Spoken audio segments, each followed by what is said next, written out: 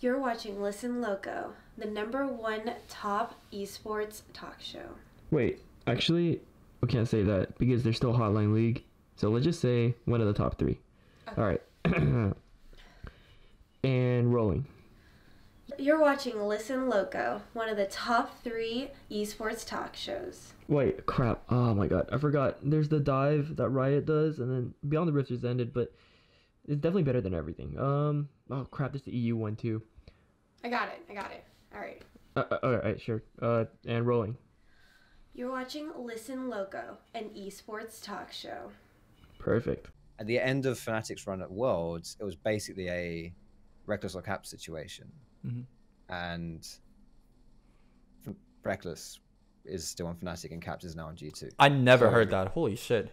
Wait a minute. Are you implying that Fnatic made that choice basically? Because obviously Reckless is the face of the fucking league. I will.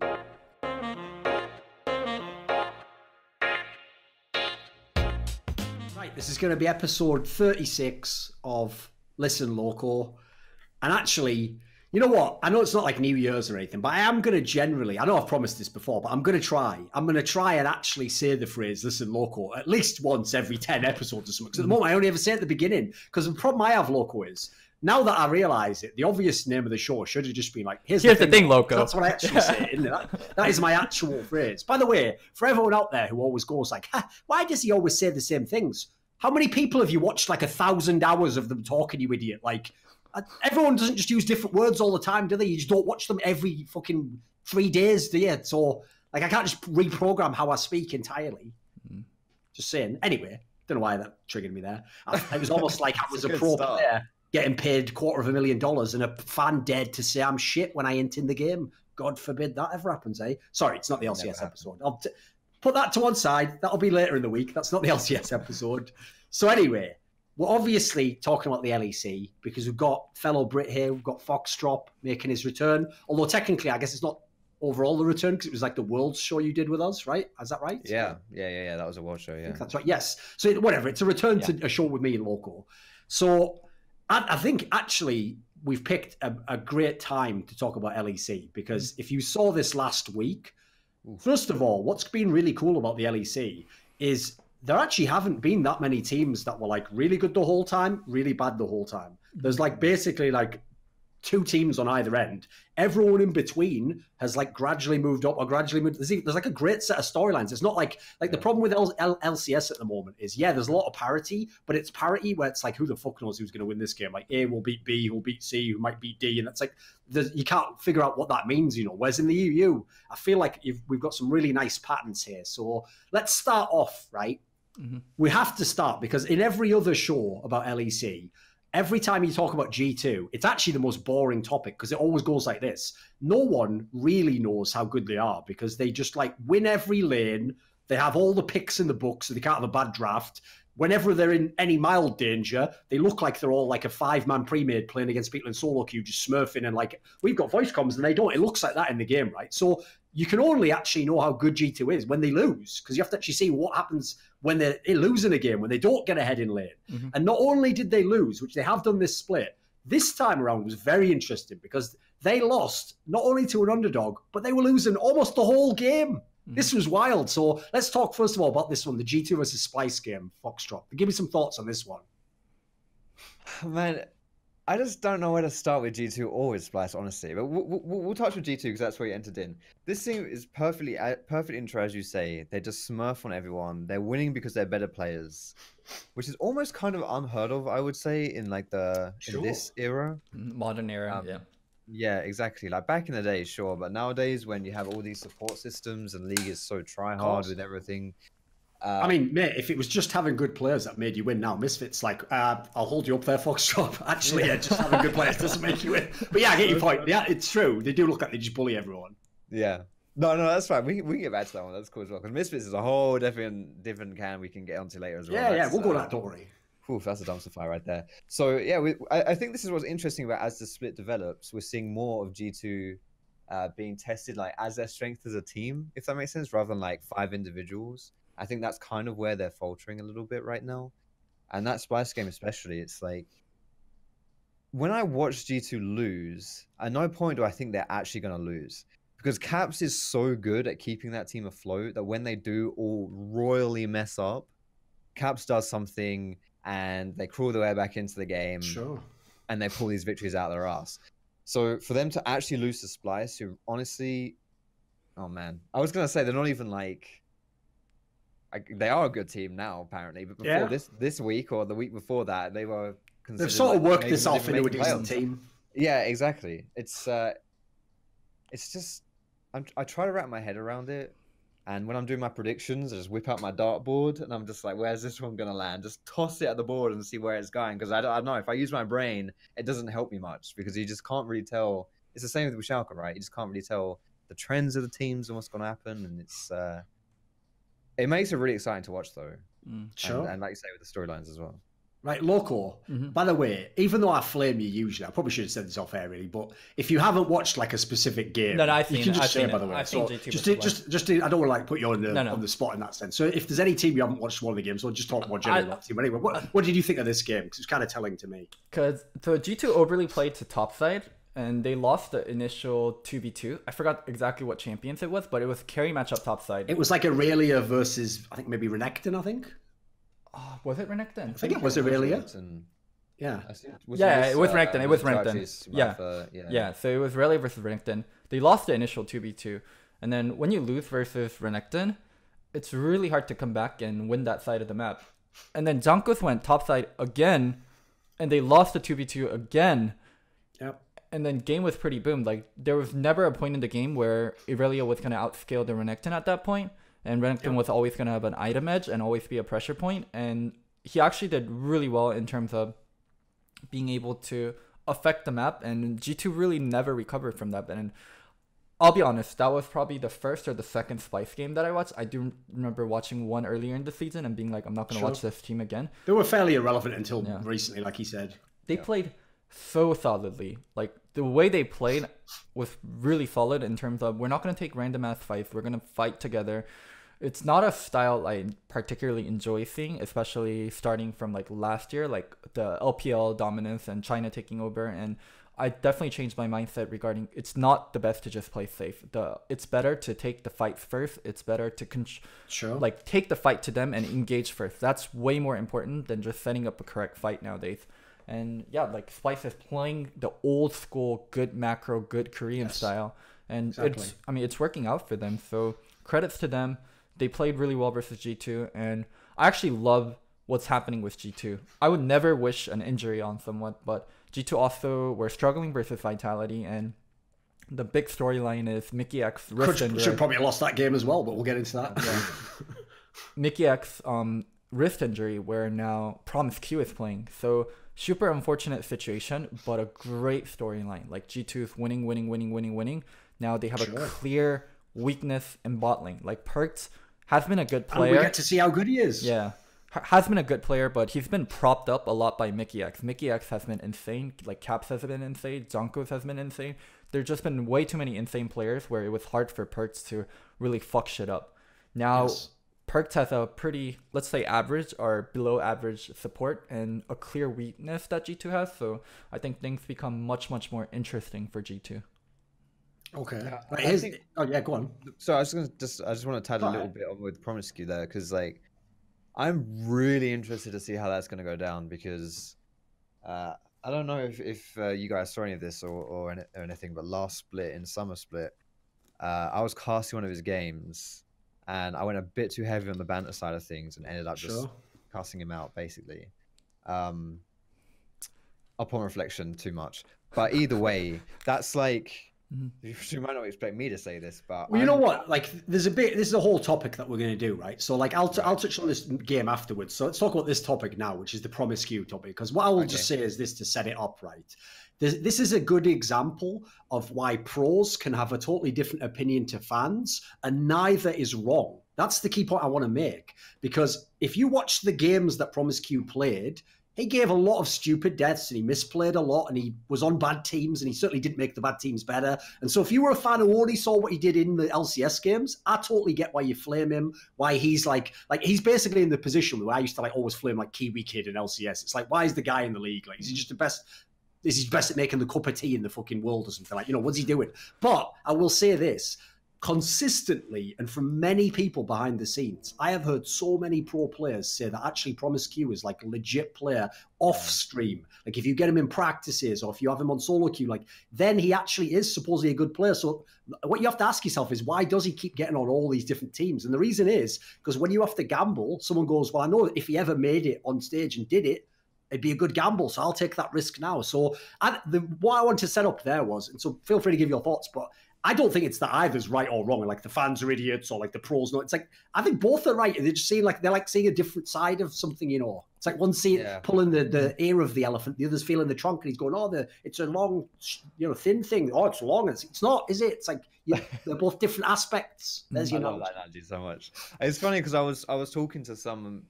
Because it was a bit of a kind of hot topic behind the scenes when this stuff was going on, because it was like publicly blasting us on Twitter, right? So obviously then it gets more complicated than that. Sure. For which I have no personal hard feelings, but I know, like, I was talking to some of the coaches of teams and stuff like that, just thinking, yo, if I said this to like your player, how would you feel, right? And some of them were just like, well, you know, your team is 0-11, you know, that kind of thing, right? So it's. But there are people as well. Like I say, I know Promiscu is respected among like in the insider community sort of thing with the pros as well. So I actually think he is the best pickup for G2 in this situation.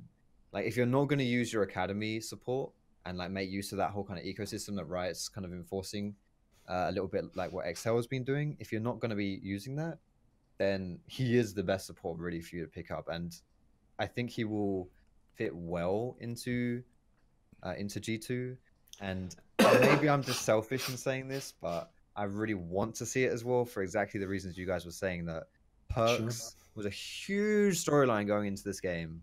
Going into this split. I remember DMing you, Loco, because you were making some kind of cryptic tweets about, oh, look what I know that you guys don't know. I'm like, bitch, tell me what's going on. Yeah. And it was the whole thing that Caps is going to G2, right? Yeah. And like, not in a that's kind of like a Ouija board roster move, right? Where you're just following it around. What roster move are we gonna do this off season? And there it is. Didn't believe it, and it's like, what a storyline coming into the season. But because everyone is so bloody good on that team, like we haven't really been able to just crack it, you know, and just really taste it. It's like the fruit is hanging there. It looks so juicy, but so I think this is gonna be it, you know. And I think Promiscu. I don't think Promiscu is bad enough to if I'm being totally honest, I don't think he's bad enough to completely weigh him down. Like you could stick, you know, like Uzi in bot lane and Promiscu would make him look like, you know, Doublelift. Sorry, some other bad player. But if you hashtag no flame, we're not allowed to flame LGS players. But if you, I think he is. Let's say he's like solid enough, stable enough that Perks' individual performance will absolutely determine the outcome of that lane. If Perks sucks, that lane will suck. If Perks plays well, that lane will look good still, you know? So yeah, I'm really looking forward to seeing what can happen there. Sure. I agree with that take as well. Because here's the thing, right? Again, unfortunately, people are just way too hyperbolic with all their opinions on players. And I say that as someone who calls players shit. But I try to call them shit when I've seen them have 10 bad games. You know, I don't call them shit after one game where they have a flayed. So what happens is, right, most people I know have the similar thought. They're like, right, now we sort of get to see, it's not like this will show us like definitively who Perks is, because for example, it's not his real support. So I do give him a little bit of leeway there. But the point is, when you have Mickey X and you've got, as you said, so many good players, so many carry players elsewhere on the map, and it's not like they just smashed bot lane and then played off that around the map. They didn't do that. Mm-hmm. I would say this, it's like it's very hard to know how much Perks has done in the team. Like, I would give the analogy, even though they're very, very different players and it's a totally different role. This reminds me of when Looper was in Samsung White, right? Because since everyone else in Samsung White was so insane, it's not that Looper was shit. It's just it's very hard to know when he's actually good because he doesn't have to do much and they'll win 80% of the games. So if he has the one good game on top of that, it's going to look like, well, I didn't see him misplay on the other games. On this one that he carried, he was pretty good. So I remember back then, people were trying to push the narrative. He was like one of the best top laners. I was like, calm down. Like, he's on one of the best teams, yeah, but like we don't really know how good he is because he's not, for example, like a carry top lane. He's not having all the resources pushed through. So similarly, I want to see Perks because most of the games they've won, Perks has just been another player. He's been okay. Yeah. He's had a few pop-off games. He's had a couple where he carried, but he definitely, put it this way, if I was making MVP candidates and I have to go from G2, he'd be last place for me. I'd have him last of all of them, which is no hate. Yeah. They're a very good team, but he wouldn't be an MVP candidate. So I do think people like oversold that angle. In terms of like G2 generally though, like this game was actually kind of worrying for the playoffs because like one of the things about G2 that is very interesting to me is because, again, everyone's getting that effect. Everyone's looking insane because they're so strong. So actually, when you watch Wonder play in G2, the difference between Wonder when he can split push on the map and when he has to just be a team fighter. Now, I'm not going to make it like, I hate it again when people make it like there's only tank top laners and carry top. No, he can definitely play tanks. He can definitely also just be a team fighter. But he's about 10 times better when he's a fucking split pusher. And in that game there, that's what the worrying sign was there, Foxdrop. Because logically, when they lost that first kill, they should have just said, right, just play out the lane, don't give up too much more to Renekton, we'll take care of it on the rest of the map. But what they did, suggested to me, was like a panic move. Like that 2v2 they tried to get afterwards, where they tried to get Jankos to come in. Yeah. That was like they were desperate to get Aurelia back so that he could actually do something in the game. It's either desperation or hubris. Or just thinking like, we could outplay them or some shit, yeah. That, fuck it, we'll just do it anyway because we're better than them kind of thing. But, this is, I think G2... have definitely shown more shakiness and being exploited like that. I think this game for me was the one game where G2 just looked like outclassed out the whole game, really. Sure. There's not really much to take out of the game other than Splice were way better than G2 in that game. Yeah. You were saying something right at the beginning when we intro the show about how the LEC is there's not been one team that's been like excessively dominant and then teams that are just excessively shit. Because I think about the first G2 XL game, like right at the beginning of the split, XL were winning that game for like 75% of the game. It was a really, really close game. It was the Cap the Kali game, right? Yeah, I think. I remember watching that one. Yeah, it was the Caps Kali. Cadra was popping off on Nocturne, and even though XL are like what are they 4-12, that game, holy crap, they nearly beat G2. So it's like even though the results might not show it. Like G2 have had weaknesses throughout the split, haven't necessarily dropped the games, but now teams are actually picking up these games against them that they should be winning, so to speak.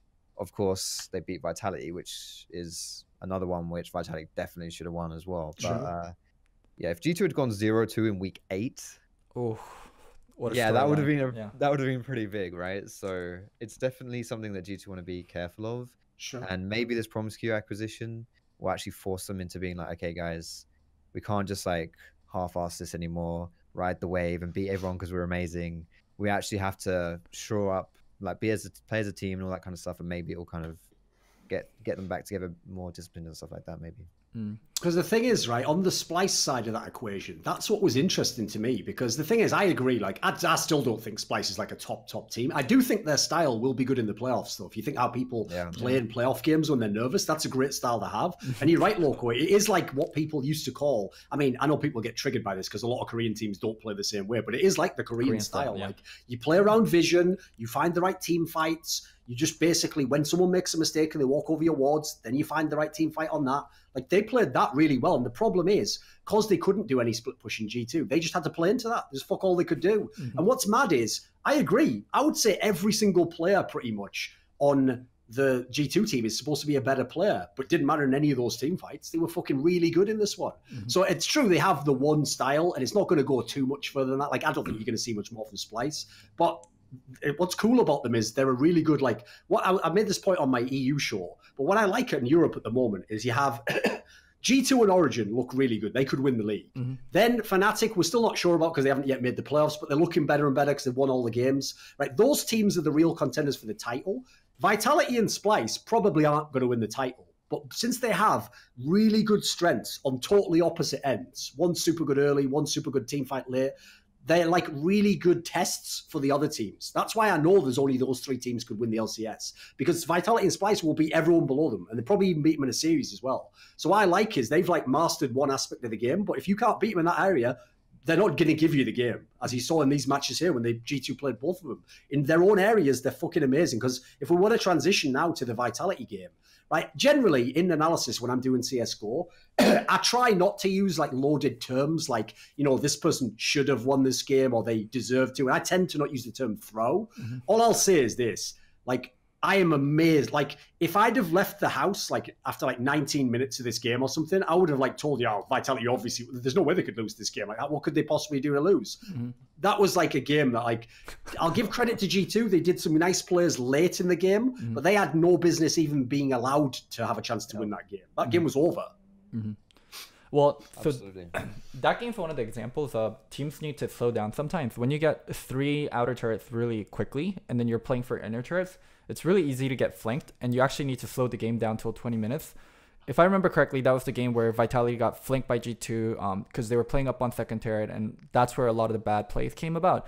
You just chill after you get the outer turrets, and you set up vision, and you make sure you're constantly farming better than them, and you're forcing them into you, and you're taking Herald and Dragon, and you just set up for Baron. But it's a common mistake that teams make a lot. We're so ahead, let's keep playing aggressive and play for inner turrets before 20 minutes, and then you just end up getting flanked and die. And dude, how insane was it? Where I'm not exaggerating, right? If I could go back in time, I'm sure the Vitality players know this 100%. Why even have that fight while the turrets are still up at the Nexus? Why not just hit the Nexus, hit the fucking turrets and take them down? Then you have an open Nexus. You are versus one guy. Yeah. It's like, at that point in time, why even risk taking all the tower? I know in theory, right, you win that like 90% of the time still. Like, you still win. Like, you're not going to lose. But it's the only way that they could have come back, basically. It's such a Vitality thing to do as well. Because, you know, it's a thing. That's a thing you never do against elite teams. Is if you have your foot completely on their neck and you're about to choke them out, you don't ever go, oh, we'll just let up a little bit. Because really sick teams, that like that gets them in the game. That gets them going. Like, fuck, we're gonna lose. We're down. What's that? A little gap. One chance to win.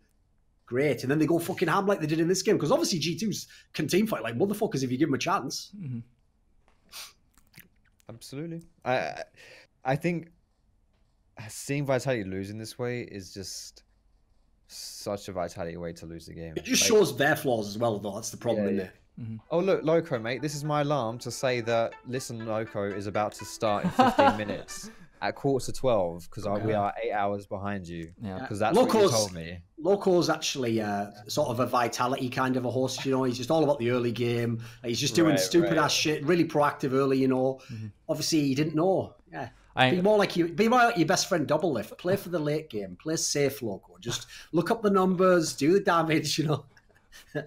You know, me and Doublelift used to be best of friends. That's that's why you hate each other. You know, Loco, that's a famous quality I'm sure you're aware of. What? Nobody is worse enemies than people who used to be really good friends but have like slighted each other. Because really, right, normal people that you don't know that well, whatever, they might annoy you a bit, but you won't have like a fucking hatred for years and years. You have to actually sort of care about the person and really hate them. Yeah, I'm probably never gonna go into. I will never open up on why we're not great friends unless Double opens up first. Because let me just say this. Let me just quickly say this, Loco. I actually don't know the reason why you're not friends with him, so I can actually make a speculation. Right? Don't answer whether it's right or wrong. All I'll say is this. You know, listen, fans of Loco Show. Listen, Loco fans. There we go. I've done it once correctly. You all know that I make jokes that Loco, you know, is friend zoned by all the fucking hot streamers and like he's just around all these girls all the time trying to like what he's figured out. My joke for him is right. You know, a normal guy would figure out like when you're friend zoned, you basically can't get out of that. You know, you're not ever going to sleep with a girl. He was like, but what if I get so many friend zoned that I could just be working on like 25 girls at once? Like one of them's got a crack. Like it's like cracking a safe. I'm going to get one. All I need's one. Like, you know, he scaled it up. He's actually, in that sense, you know, he's got a good mind for business, I guess. But this is the thing. I will just say this. A lot of Locos, like real big rifts in esports, do involve a girl or some girl that one of them dated that the other one dates now, or that said something about the other one's girl. Like, there's way too much drama that has nothing to do with the fucking game League of Legends, Loco. Never about League of Legends, is it? Loco's face as you're saying this. Just saying, it's never about League of Legends, is it? It's never about League of Legends. Yeah, the drama between me and Double isn't about League of Legends. But anyways, fuck, you threw me off what I was gonna say. Oh yeah, so I do cherish like my old school friendships a lot, like the ones before, let's say like season 3, season 4ish, like especially before TSM days, because nowadays when people are friends with you, especially I guess I'm not even that cloudy or that famous, but I still always like, you're awfully nice to me, like in this like first time meeting each other. Like if you've been in the space for this amount of time, like same for all three of us, I'm sure you have doubts when people are nice to you from the start. So course, yeah. Like old school friendships, like me and Doublelift, like this is when, like I was playing across like from Korea to NA, and like this when when Doublelift was like homeless, like he was living with Travis and shit. Like we had nothing, and like we were really good friends. So those are like kind of friendships that I cherish a lot. Like me and Lustboy, me and Monty to a certain degree. Like we had our rifts, but Monty and I knew each other when Monty was just starting out to be casting. Like when I was just starting to be like a pro gamer, I guess I was like a year or two in, but like the earlier the friendship, the more I cherish it in esports, because those are friendships that I know for a fact are not based off of people wanting to social climb. But oh yeah, what were we talking about again? Anyway, we were talking about Vitality, because Yeah. obviously like that, like the interesting thing about them is like that's what was great about this game is like that actually showed. That's why I contrasted Splice and Vitality, because when you see their strength, you might go, fucking hell, this is a good team. What? This could win the LCS. And then you'll see a game later where you'll see their weakness and you'll go, this team could never win the LCS. Like, so I'm actually really interested in what you think of them, because they're a team. I've had the same experience with both teams, which is like, okay, if I had to pick the one I enjoy watching, yeah, I enjoy watching Vitality a lot more because they actually fucking do something. They don't just sit there like waiting for you to like bend over to fucking do your shoelaces and then just run over and bonk you over the head. Like they actually try to make plays. But both of them, in a way, I actually didn't respect, because I used to just go like, oh, Vitality's just doing stupid cheeses. Like if you do stupid cheeses, you can't actually play League of Legends. Splice, I was going, right, well, you're only doing that. Like it's like the old joke.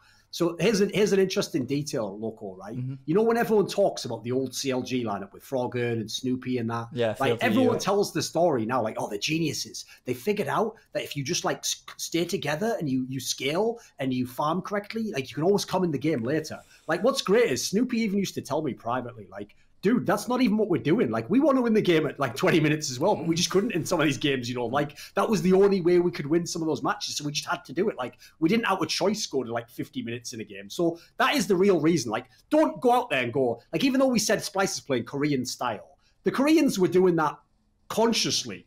Splice, they have to do that. Like, they don't have a choice to like smash the early game and then go, you know, like Griffin and go, well, if we need to, we could team fight later. It's like, that's the only way to win the fucking game. So that's the thing on Vitality that I'm kind of concerned with, is like, I don't know how much growth they've shown. They're really good at what they do, but I can't know that they're going to ever complete the game though. Their bot lane's really unstable. I think Splice is what It's the weakest part of the map, and they that's do why play the top. Vitality. Yes, Yeah, Vitality. they play the top lane heavily as well. Oh, I actually do think there's times like they do commit to bot lane and they leave Cabo on island. I haven't watched all of Vitality's games, so I guess you would have a better read on it. Oh, But dude, that just triggered me, because you know, in this game against G2, Yeah. do you remember the fight that they take on like the top red buff, where Attila gets caught out in like the brush on the opposite side of the red buff? And this is where, if they just either back off, they're going to win the game, or they all team fight, they win the game. Oh, that's the one. And this is- Caps insta delete Attila. Yeah, I remember that one. and no, dude, the sick thing about this one is, if I'm remembering correctly, I think this was the one where like Kabashard isn't even there. He's like walking to the bot lane or something. It's like, why in that scenario you have to 100% get out? Like, you can't fight like 3v5 or something. Like, that's just you. That's how you lose those games. Come on. Well, going back to my original Vitality point, Cabochard is fucking insane. I think he is the best top laner in Europe. No diss at To be Wonder. fair, Europe has a lot of good ones though. Yeah, no diss at Wonder, but Cabo is, he just doesn't die in the right spot most of the time. Whenever you play to him, he's really good. Whenever you don't play to him, he's also really solid. He's just all around like a really fucking sick player. I think like always the best tops in Europe have been contested by like Whippo, Soads, and then like Wonder to a certain degree, because they Although were I'm there many years ago, yeah. because they were on winning Charge teams. it won MVP, right? Yeah. At Sure. one point. 'Cause they So, were- like, there's generally, there's so many good tops. But Cabo is on like, he's not on a very hyphy team. Even though Vitality is higher in standing than a team like Fnatic and Misfits, I do think fans resonate more with Fnatic and Misfits and Fnatic have more fan base. Analysts and casters talk about them a lot more. So yeah, Cabochard is like he's a quiet player too. I don't even know if he has a Twitter. Like I don't know if He streams does, or but not. he's just not like super. He's French, mate. They don't really like speak English for some bizarre reason. They still think they're gonna have like another empire or some shit. It's not gonna happen. Just telling you now, France. Sit down. Yeah, but Cabochard, best player on this team, and I do think also an MVP candidate. I think From that's this fair. team, from this team, the only players you'd pick really is like Jizuki and Cabochard. yeah. Although, by the way, that's the other part about Vitality that is really interesting. Is if you'd asked me in the off season, in fact, we probably said this on an episode, like of one of the weirdest roster moves, it has to be Mowgli to jungle for Vitality. Not because I'm not one of those people who's like fucking Kikis was the answer. Like I think that whole like Kikis joining Vitality and Amazing joining Schalke was one of the most overrated storylines of the year, because their job basically was don't be as much of an idiot as the guy before you. That's all their job was. It wasn't be a really good jungler. It's just don't be an idiot. And then they were like, well, I played for years, I can do that. Okay, right. So Mowgli is clearly a better jungler. But I would never expect that a Korean jungler is going to come over and actually like coordinate as well with a bunch of non-Koreans like this. Like he's actually done a really good job. His pathing's always legit. Like he knows where he's going. He wards so great much as job. well. Like his vision control is insane. Just absolutely ridiculous. Sorry, go on. Or well, I was gonna say why it's so rare for Korean junglers to do well in Europe or in any other country is the way Koreans play jungle is often enough like very, very stark. Like it's players like Peanut are really rare, where they want resources and they are more vocal about how the game wants to be played towards jungle, because that's not how you get taught. And Korean junglers get taught very, very early stages in their development. So yeah, I think can I interrupt a sec here just to bolster your point here, Loco, with an amazing experience. Like 2 years ago, something like beginning of season 7 or something like that, LS coached me. Yeah, it's kind of like a. Here we go. I tell you what was amazing is Foxdrop didn't even know it, but every time he walked in lane, he was misstepping. He should have actually gone like slightly more. He wasn't clicking backwards and forwards. You couldn't even hear his mechanical keyboard. Yeah, he had to learn a lot. You probably didn't know how much about League you didn't know, right? Yeah. My F keys were like, holy shit! I don't know. I didn't even know they were even on the Exactly. So the funny thing was that I don't know that it was a cool experience and stuff, but one of the things that really stuck with me is like I would get a gank, and then if I would take like a single CS, you know how you have those teammates on taxing them in, yeah, exactly. If you take a single, like you get him a kill and you take a caster minion, and they're like, I'm AFK. Fuck you, of course. Better jungler wins. Ellis was like encouraging, well, not encouraging that behavior at all, but he was really against taxing, right, which is the Korean style. Sure. And I remember thinking in the game, I was like, mate, I feel naked. Like, give me something, please, sir. Can I have some more? Like, just a little bit. Give me some items, because I just remember thinking, it made me feel very limited in like my agency and like where I could go across the map and that kind of stuff. I'm sure if you get a kill, you think, right, now this is my game. I'm just going to bully the other jungler, right? But he wants you to just service all the lanes 24/7, right? The thing is that it just didn't. I've been playing on EU for so long. It was so against. It's almost like by playing his style, I felt like how I usually feel when I know I'm going to lose the game. When you're just weak and you know the enemy jungler is stronger than you, and the enemy jungler is going to run around and like push you out your wolves, and your mid lane is not going to help you because fuck you jungler. Like it just didn't feel good. Now I want to say that I don't think, objectively speaking, this is a bad, like Ellis is teaching me a bad way to play or taught me a bad way to play. It just felt really strange from playing on EU. And after that session, like some of my friends who are like high elo, like some challenger players, were just like, yo, I watched that session.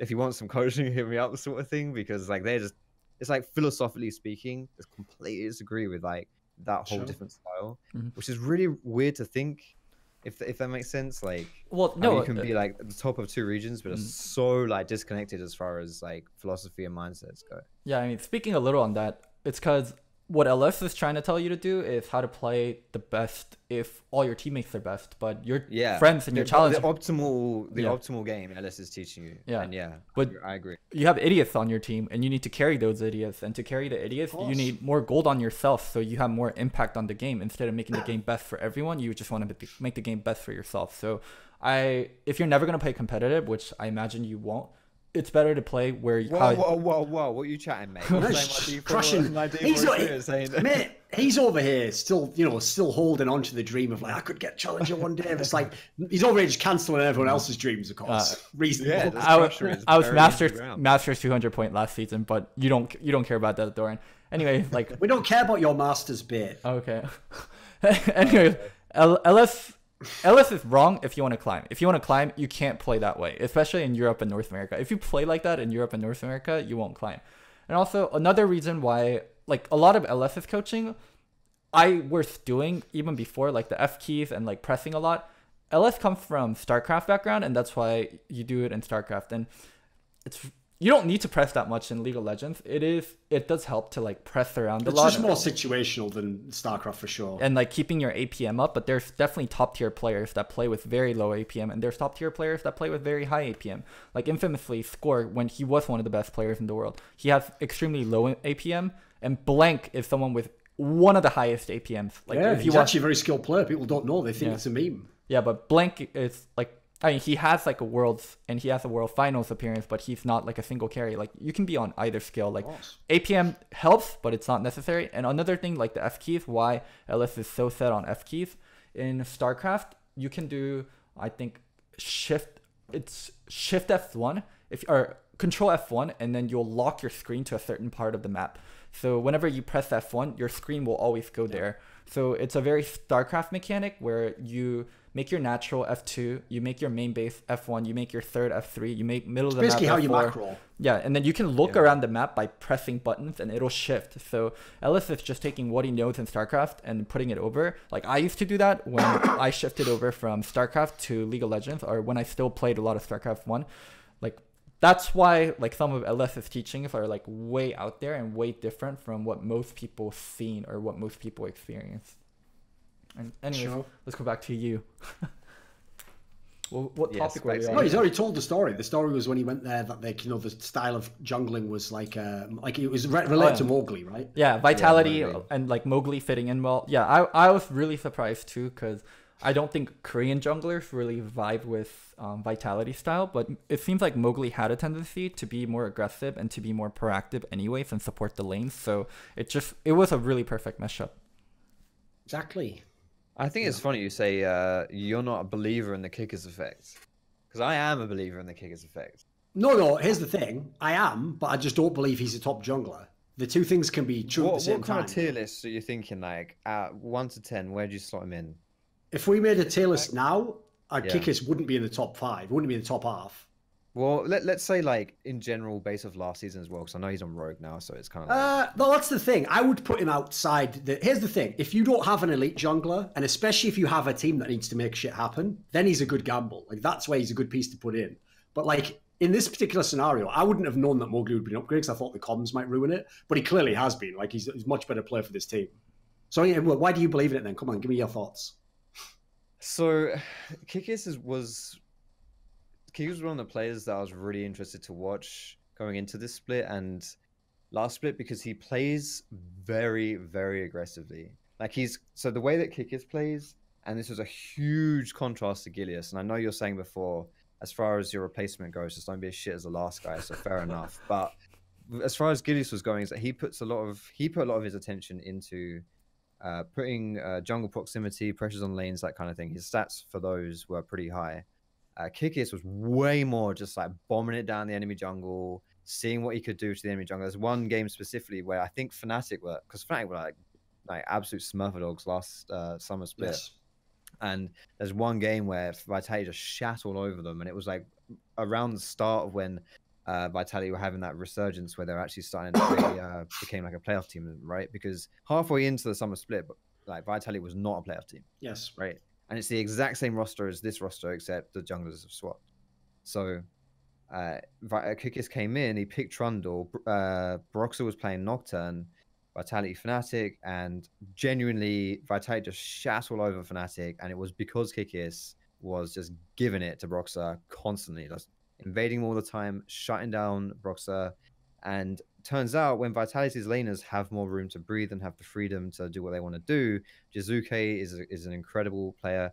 Cabochard was like the kind of the rock, so to speak, for last split. And this split is a fucking I don't know what he wasn't really believe it or not, because the thing is, Loco, when Cabochard first came into the LCS, when it was called LCS, he actually was like nearly a carry only top laner. Like he used to just have diamond procs and he used to just gank top all game long. So as a result, like last year was actually quite weird because Cabochard was more of just like the stable top lane, wasn't the guy carrying. So I agree, this season he's kind of got to show it all off. Yeah, I don't know what they changed the radioactive wheat in the baguettes in France. I don't know what it is, but he's got that down and he's fucking Superman this split. But even Attila and Jack Troll were actually good last season. Like we were having conversations, I remember, with like the casters in the cast room talking about who's the best bot and stuff. And Attila Jack Troll, considering relative to the position of the team in the standings, Attila and Jax course. were way above where Vitality were in the standings, like, you know, top 2, top 3, and now they're, yeah, I don't know, some kind of. They've got to be pretty low at this point in time, considering how good their team is. Like they're clearly the weakness of their team. Because the thing is, actually, that topic, like we'll get into it on some of the other players definitely, but that's one of the things that I think people underrate. As someone who's been in esports a long time, the reason you never overrate someone on their first big year is because the other top pros have only just been introduced to this person and they haven't played that guy a million times. The reason why someone like Soaz is a god is because like half the players playing in LCS now, before they were even pros, were watching Soaz play. Like they know exactly how he plays, what his mentality is, what his tendencies are. So if he can still dominate, which he's not doing at the moment that much, but you know, when he was in Fnatic, that means you're a god. Whereas there's a lot of players could have one sick split, one sick year, but then people figure out, oh, that's what you do. That's what you make this guy uncomfortable by doing. Oh, this is the kind of pick you target on this guy. And if you do that, they just become an okay player. And all of a sudden they're not having pop-off games ever, you know. Yeah, definitely. But in summary, that's like the whole thing for me with Kickers is not just the results on paper, but just stylistically, I think he really unlocked Vitality. And I felt like watching Vitality play, they would need a specific jungler to kind of enable them, I guess, to split.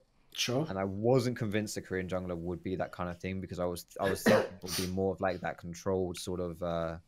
Well, yeah. I mean, we've talked about our Korean junglers are a bit kind of hit and miss in Europe, especially. So wasn't convinced, but yeah, Mowgli's been really good, and Vitality probably a top 3 team in my opinion. Sure. Okay, this actually ties in then to talking about another team now, because I want to talk about the Schalke team, who obviously early in the split, they were doing so well. They looked so legit when they team fought. They actually looked like, wow, this team's fucking really good. Like, how's someone built this roster of sort of like underrated, undervalued players, and they're going to be fucking like top 3 or something.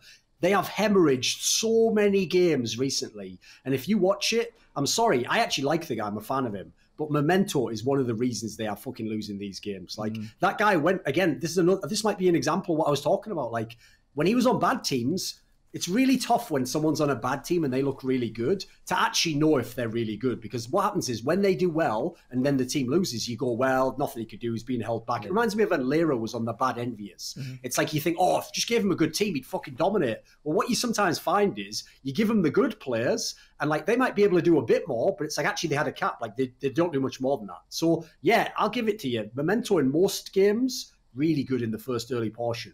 After that, yeah, it starts to fall off. And then you saw these games this week. He had so many bizarre deaths. Like that one, I forget the one. It was the one where he was playing Jarvan. And he... Was this against Splice, maybe? No, Misfits. I think it was Schalke Misfits. And he was playing Jarvan. And there's a point, right, where if you look on the minimap at his vision, his laner, his mid lane can see the mid lane and they can see the top lane. They have no vision in the top side water, right? And he decides to go out blind, use the fucking scanner and start killing a ward, right? Except when he's killing the ward, if you watch his mid laner, because Abidage and Memento together look like they have terrible synergy now. His mid laner I'm guessing doesn't call shit, even though 3 people have disappeared off the map up into the black area where this guy's going to kill a ward. And from trying to kill one ward, he fucking dies. It's like stuff like that's like, how is that happening? That's it though. Like mid jungle is so important as a synergy, and Abidage is a rookie, so maybe that's kind of handcuffing him. I think it's so difficult to pinpoint Schalke's problems because they went from 7-2 to 7-8. They're 8-8 now, but still they're on a 6-game losing streak after being like indisputably the second best. Do you know why they're 8-8 though? Because they keep getting 8 and 8 and 8 and 8. Whatever. You see why I was going with that one. Whatever. They don't all have to be good, Loco. You have to throw a bad one in every now and then to show what the good jokes are. You have an editor for when he makes shit jokes. Delete that part. Delete that. Just cut. Exactly. Damn. What? We're just gonna tie the ribbon on the Schalke. Yeah. No, we're still talking about them. Keep going. Okay, if we're still going to Schalke, here's something in which we can maybe walk into a little side path down the road we're going down. Signing Amazing as a player. Did you see that? So Amazing was a coach for Schalke, and now they've signed him as a player for the last week. My god! So this is it. They literally do what I just said earlier. Right, but this is the thing, okay? So here's the issue I have with it. I'll put my opinion, and then we'll throw it to the and see what's going on. If the implications of this for the future, if let's say Amazing plays this week, right? So let's say he starts the first game, and then I think they're against Origin for the first game. I'm not 100% sure, but I think that's yes, they're against Origin, and then the last game's Rogue. Right. So you should chuck him out for the first game, because maybe it's like, okay, Origin, let's say they're a top 3 team as well, maybe top 4 at least. We don't need to beat them. We just need to beat the shitters like underneath us. So we're not really contesting with Origin for a spot, right? So this is kind of a throwaway game. It's a tough game. Let's throw out Amazing and see what happens, right? And say they beat Origin. Now, you're not going to bench Amazing after that, right? Amazing will start the next game, and then Memento won't play. I can see where you're going here. Logically, why would he come back in the playoffs? Exactly. And then what does that say? What does that say if you're Memento sitting there? I mean, your confidence probably already shot. He was tweeting about how he's like, I'm so sorry, I forgot how to play League of Legends. You know, if when it comes to crunch, you're 8-8, you are really going tooth and nail for that last playoff spot, and you're benched. I predict if that happens, Memento's off that team in the next by summer split, or if he isn't, he will get benched. I'll give you the go on. Sorry, it's just like, you know, when push comes to shove, it's crunch time, and you say we don't trust you. What happens when you're in a playoff series and you're down like 0-2, or you know it's 2-2 and you're in game 5? What's going to happen? He's going to lose his confidence again because you've already displayed a lack of trust in that player. You don't trust him anymore. So I think the implications for the future of that, if Amazing plays, unless, and this is an asterisk of things that we can't tell because it's behind the scenes, but unless there is miraculously some kind of, you know, not a hierarchy of active player and bench, and more of like a tandem kind of jungle duo sort of thing, a bit like what XL was doing, which seems strange because for you to establish that relationship, it should have started before week 9. Of course. Yeah. But if there's a maybe there, you know, there's a maybe that, you know, say Amazing comes in, he's like, yo, listen, Mento, you're a fucking good player. I still think he's a good player. You're a good player. Just like, I'll go out there. I'll just, you know, just watch what I'm doing a little bit. You can do this. You can do what I'm doing and better, okay? You can do the stuff that I'm doing. I'll show you. It's not that hard. You can do it, okay? Maybe that serves as some kind of juice and like confidence boost for him. My money would not be on that. Smart money says do not invest in that. But that's just why I find that it's desperation. And if I'm Memento, I feel like shit right now. So I don't know how that's going to affect them, but it's going to be juicy to say the least. All right. So this is where I can actually touch on. Also, shout out to Amazing, by the way. He shouted me out in LEC broadcast as one of his better coaches. Thank you.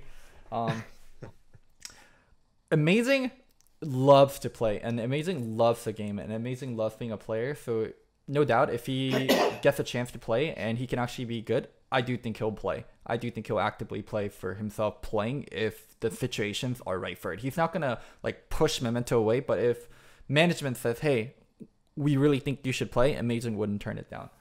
Another thing is Amazing and their head coach Dylan have worked together before on TSM. Yeah, when Dylan was an analyst. Dylan's actually really good about pathing. I don't think Dylan's a great head coach. I think he's a okay head coach. Dude, I've got a question to ask you, Rex. Okay. I wanted to confirm because you'll be able to tell me. When Dylan was in TSM, he had like normal black hair, right?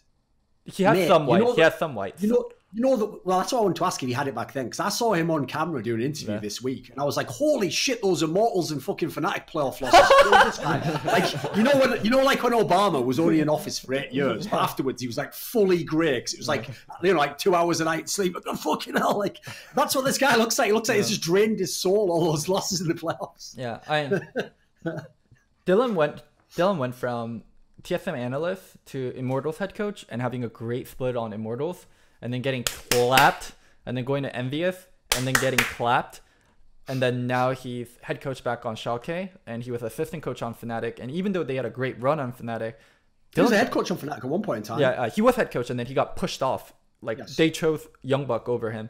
Now he's head coach on Schalke. Dylan's really good about jungle pathing and planning out the early game. That's why I do think Memento looks great early, because Dylan and Memento probably plans it out really well and they execute it really well. And afterwards, I can see why he struggles, because Dylan has really good early game prep. He can make any jungler look good. So going... Okay. Well, the thing is, I will say, like, to be fair, like, Memento was already good at that as well. But I would agree, if your coach has the similar mentality, it's going to make it even better to implement it to the team, like, to know how, like, people are going to respond to it. I'd agree to some degree, yeah. So going back to Amazing, I do think Amazing and Dylan will work really well together because they worked with each other before, so they know how they vibe. And also they see the game pretty similarly. So I think early game will be good. And Amazing has always been a decent shot caller and always been like an emotional center point for a lot of his teams. And that's something that Schalke is going to need. So we'll see. I'm still not sure on Abadage. Hard to pinpoint him down because there's the memento problems and there's other problems on the team.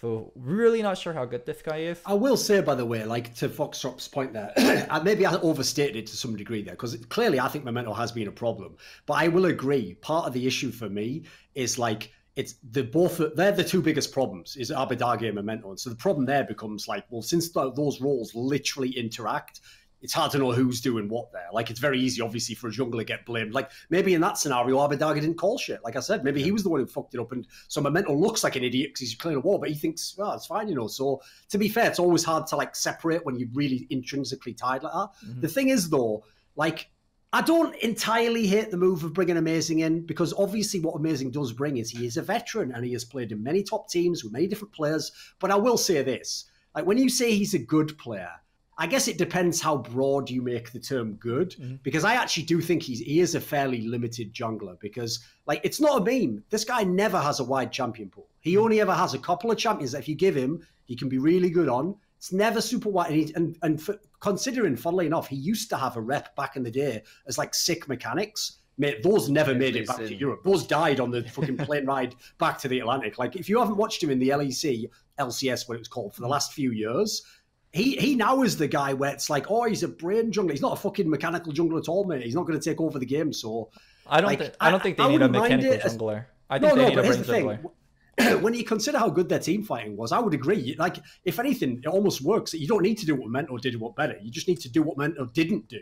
That's the thing. And if you can synergize with the lanes, maybe even help Abadage, by the way, fellow German, that's a pretty good connection right there. Like, that would really help, because the thing is, though, I want to touch on what Foxdrop's point was about, like, the implications, though, because, like, for me, either implication would be really disturbing. Like, one, if Memento's just fully benched, well, that's just, like, so bad for his career, obviously. Like, I don't think, like, if this scenario, if Amazing works, there's no reason you'd ever put Memento back in. That's the problem. And then if you do the rotation, like you're saying, which seems more fair, I actually think that's also really bad for Memento, because I'll give you the analogy. The best ever jungle rotation was Bengi and Blanc. Yeah. Because at the time, similar story. Blanc had really good mechanics and could get ahead in the game and half carry, but he also could throw the whole game. So what they did is every time it was a pressure moment, the reason Bengi wasn't in the first place is because Bengi was washed. His skills were washed, but he knew how to play an SK Telecom and do what Koma said. And he did still have a good intuition for the lanes, actually. He did know how to, like, where to go on the map. So the analogy is even fairly tight. And the problem was, though, logically, if Bengi was the better jungler, he'd just be playing all the games. So they must have known he wasn't. And technically, well, the reason why they let Blanc play any games is because they did want Blanc to be the future. But what they didn't understand was, while they did do the swapping perfectly and win all these worlds off it as a result, they didn't develop Blanc as a jungler. What they did was they stopped Blanc developing, because every time it was a pressure game and he lost, in came Bengi, won the series. So Blanc never had to develop that. And as a result, logically, I mean, they did. They moved to Peanut. They should have moved on. They should have just said, this is a waste of time having Blanc. Like, we're not developing him. We're never going to let him be the jungler he's supposed to be. Yeah. So my problem here is, if Memento just gets stuck like that, he may as well go back to a bottom team and just be a guy carrying from jungle again. Well, hopefully they can be in a better spot for summer where Amazing can step back into coaching. And another thing is, the thing about veterans is you get burned out and you don't play the game anymore, or you don't play as much anymore. But if you're given like a week to prep really hard and you just grind for that week and then you play in LCS, that's completely different from grinding for 9 weeks every day, every weekend, like playing LCS. So I do think Amazing, if he does play, he'll get a really good chance to shine. Like, veteran players can still be good in a very short term, in a very isolated, in a very focused manner, and that's what they're asking Amazing to do. Get us. Oh, by the way, they're almost. By the way, Loco, it's very. If you look at the like order of who plays who in the race, Schalke is actually one of the teams that has a decent chance to make the playoffs. Like, there's other teams have harder reign, but what I will say is this. This is also, for Amazing, a really good chance to show how good he is, because if Schalke does anything in the playoffs, I mean anything, he will get credit, because at the moment that team looks fucking. The two teams in the LEC rather, that look absolutely washed is fucking Misfits and Schalke. These teams look like if they make the playoffs, they're just going straight out. Yeah. It's the Dark Knight situation. He comes in whenever people need him, and then he's gonna make them do well in playoffs. If they get past the first round, yeah, that alone is gonna go all the credit to amazing. All right. Oh, and by the way, one other thing to say about Schalke is, since we talked about Kabashard earlier, right? They have had such a weird relationship in Schalke with what they want to do with Odoamne in the top lane. Because you see, like, this week was the perfect analogy, Local. So in game 2, they put him on Kennen. He carried the whole motherfucking game like it was season 3 Flame or He had something. more damage than Misfits combined. Then, All remember of game Misfits 1? combined. Game 1, they had him on Vladimir, which, by the way, I fucking hate that pick in top lane. Oh, Because with if you're the Shy, Yeah. you're a god. Every other region, basically, unless you're Korean, don't play Vladimir top lane. It was Because you are not going to fucking do well. It was into Jarbin, right? Where he got solo killed? Yes, yeah, exactly. Okay, I remember that game. And then the other thing is, so not only was he just put on like a champ where he could do nothing and then just abandoned to get fucking banged out 20 times in a row or something, but like that contrast is so ridiculous, because you see that they're so much more dangerous when Odoamne can actually carry the game. Yeah. Like, I think they've wasted him as a player, because unfortunately in their team, like, obviously they're still doing that thing of like, we've got to get Abadagi involved, he's a rookie.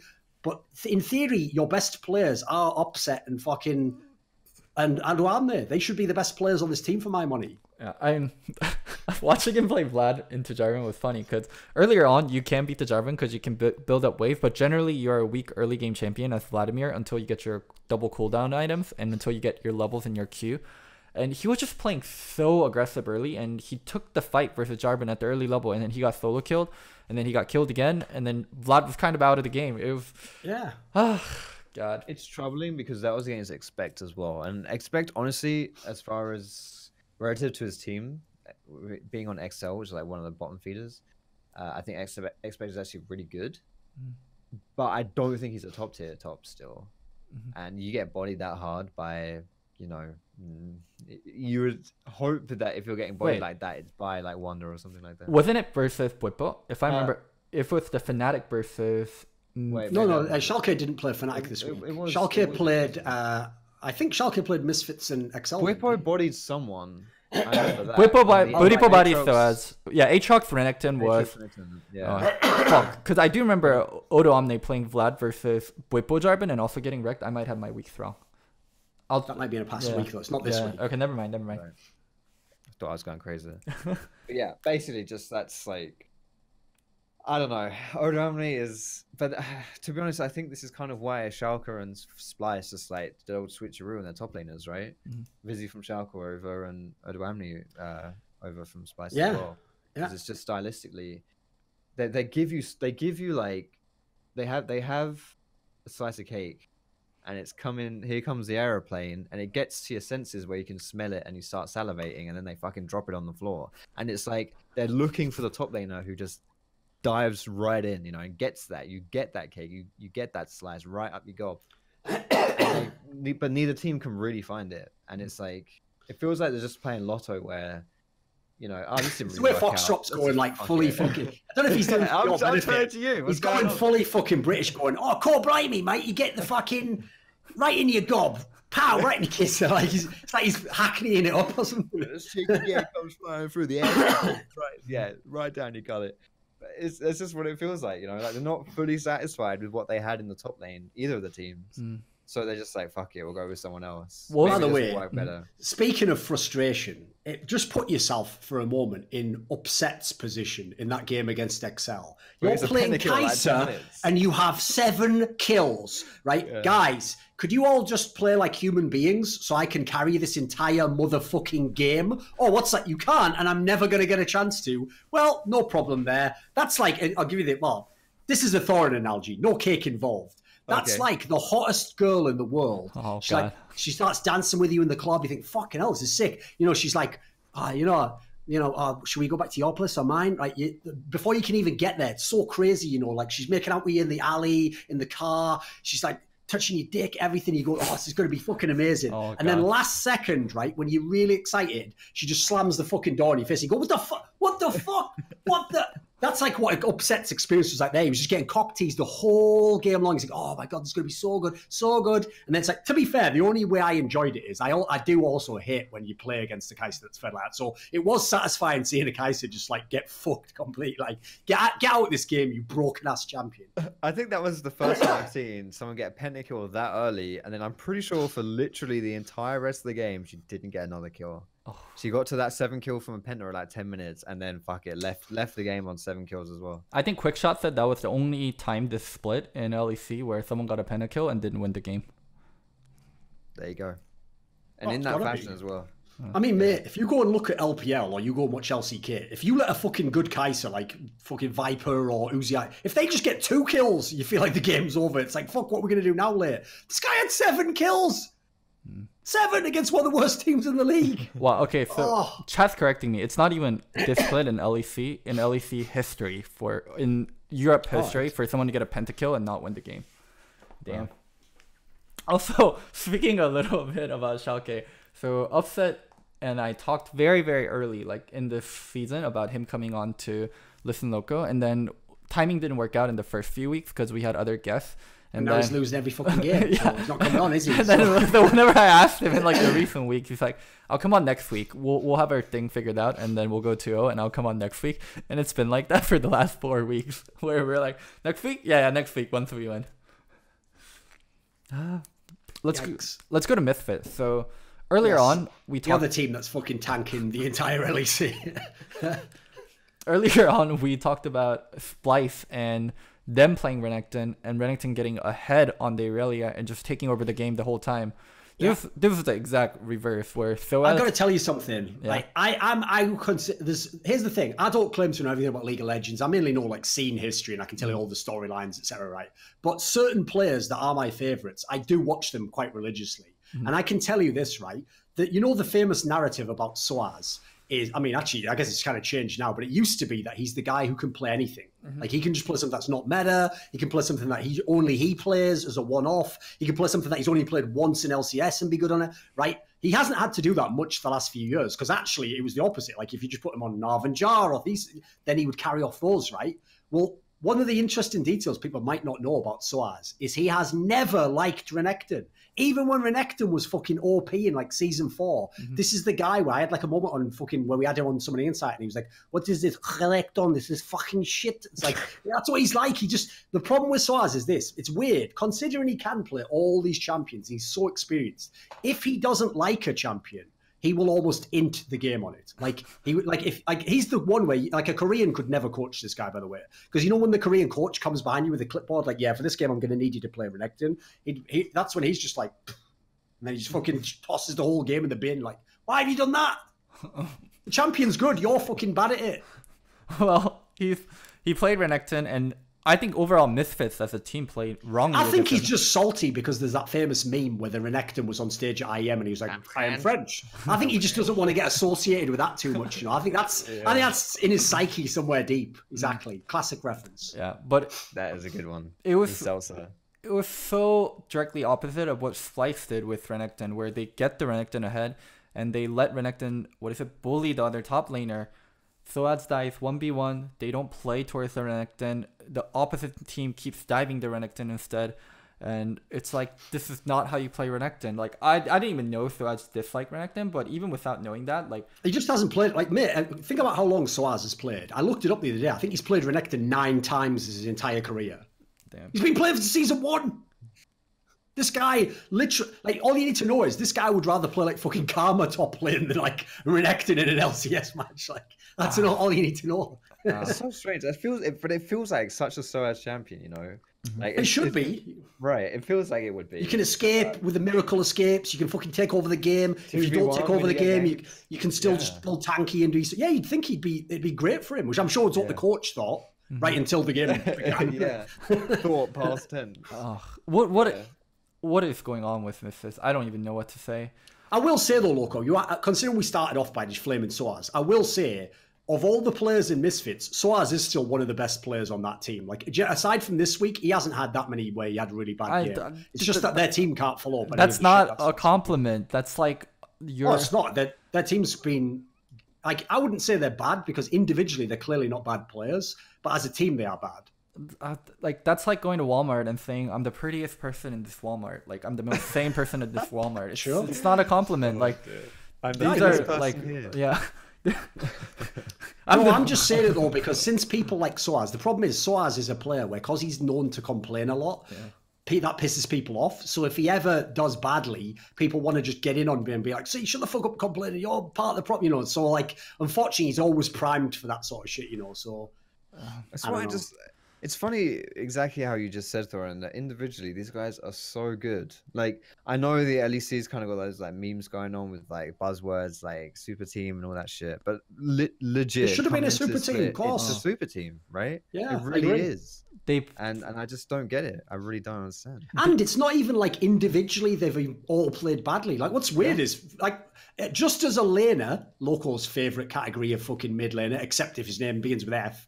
Well, oh no, unless it's FR. If it's FE, then he loves it. Fucking loves just some laning all day long. Let's play some Howling Abyss, baby. But anyway, if you just look at laning, Featherman's done a really good job. It's just the problem is, this isn't season 2. Like, you're not going to win the game because you got like 20 millions more or something.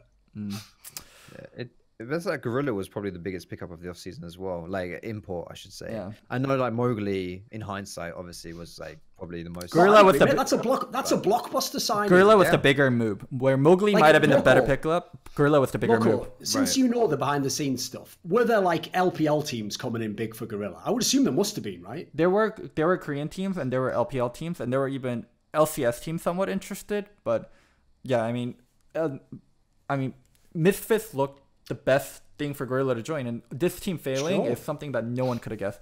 Another thing about Misfits is, like, going into a little bit of the roster building, they actively stayed away from certain players to make sure they have more of a brain on their team and to make sure they don't get the same kind of problem they did last year where they had a choice between Alfari and Soaz, and they chose Soaz over Alfari because they felt like Soaz is more brainy. Soaz can help us in the mid and late game shot calling and the macro things we've been having problem with.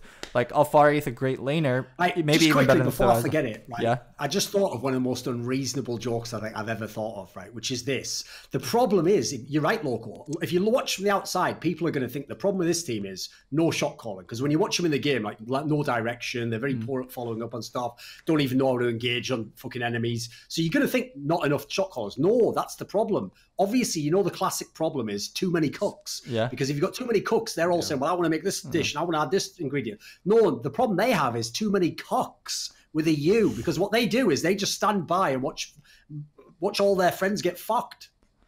They just stand by and just go, fucking hell, I don't want that shit. But I'll watch. You know, it's like... Anyway, you can edit that part if you want. I thought it was all right. I said it was unreasonable.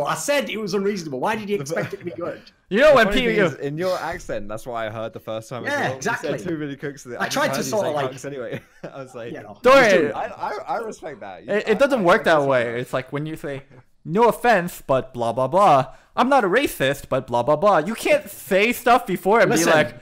Listen, what? I never say no offense, and I definitely never say, well, I won't make a joke as I don't say I'm not a racist, but anyway, I definitely never say no offense. All I told you was, like, to basically like, open up, this shit's coming in. Okay. Which is actually probably what fucking Soaz says when the junglers go in mid or something. He's like, bye, Febby, like fucking Dardock style or something. That's the other thing. I actually have a theory, right? This is pure speculation. I don't know. Even though I know some of the players in the team, I've never asked them about this at all. This team, to me, another reason why I think this team is absolutely washed, like I don't think they can do it. I think even if they make the playoffs, they're washed, is because when you look at a team with this many good players, and like I say, individually, not many of them have played that badly, even over the split. It's just as a team, they've played terribly.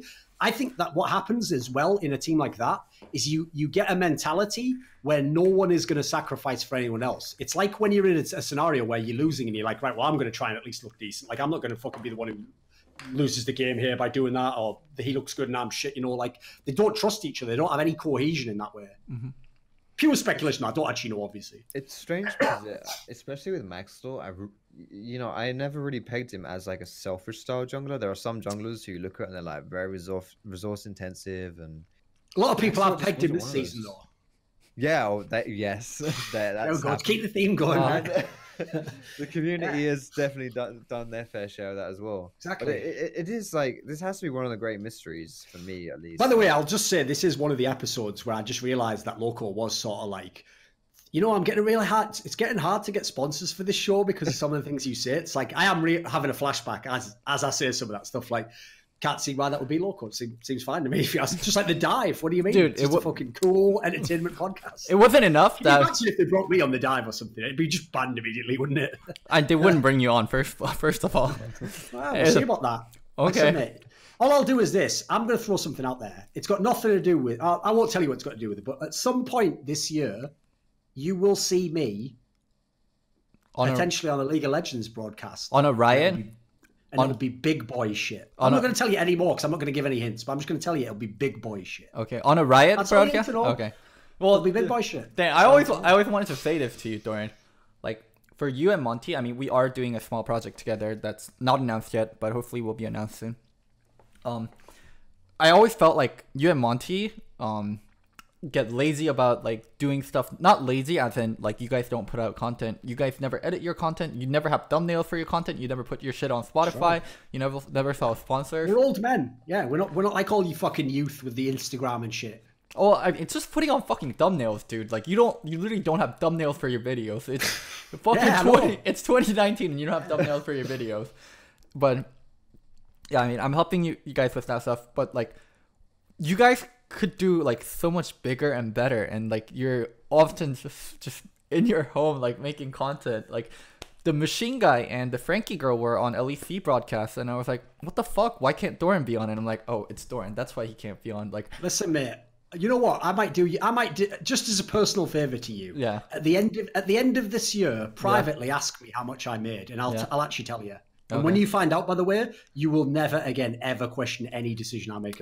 Like it'll blow your mind, mate. It'll blow your mind. Even if like, is it about the money for you? What? No, that's exactly the point you've missed. That's why I said you won't criticize any of my decisions, because when everyone heard what you just said there, they would think the opposite, Loco. They would think I'm just doing what I enjoy doing, right? Mm-hmm. They're right. I only do things I enjoy doing the way I enjoy doing them. But when you find out how I've monetized that, listen, mate.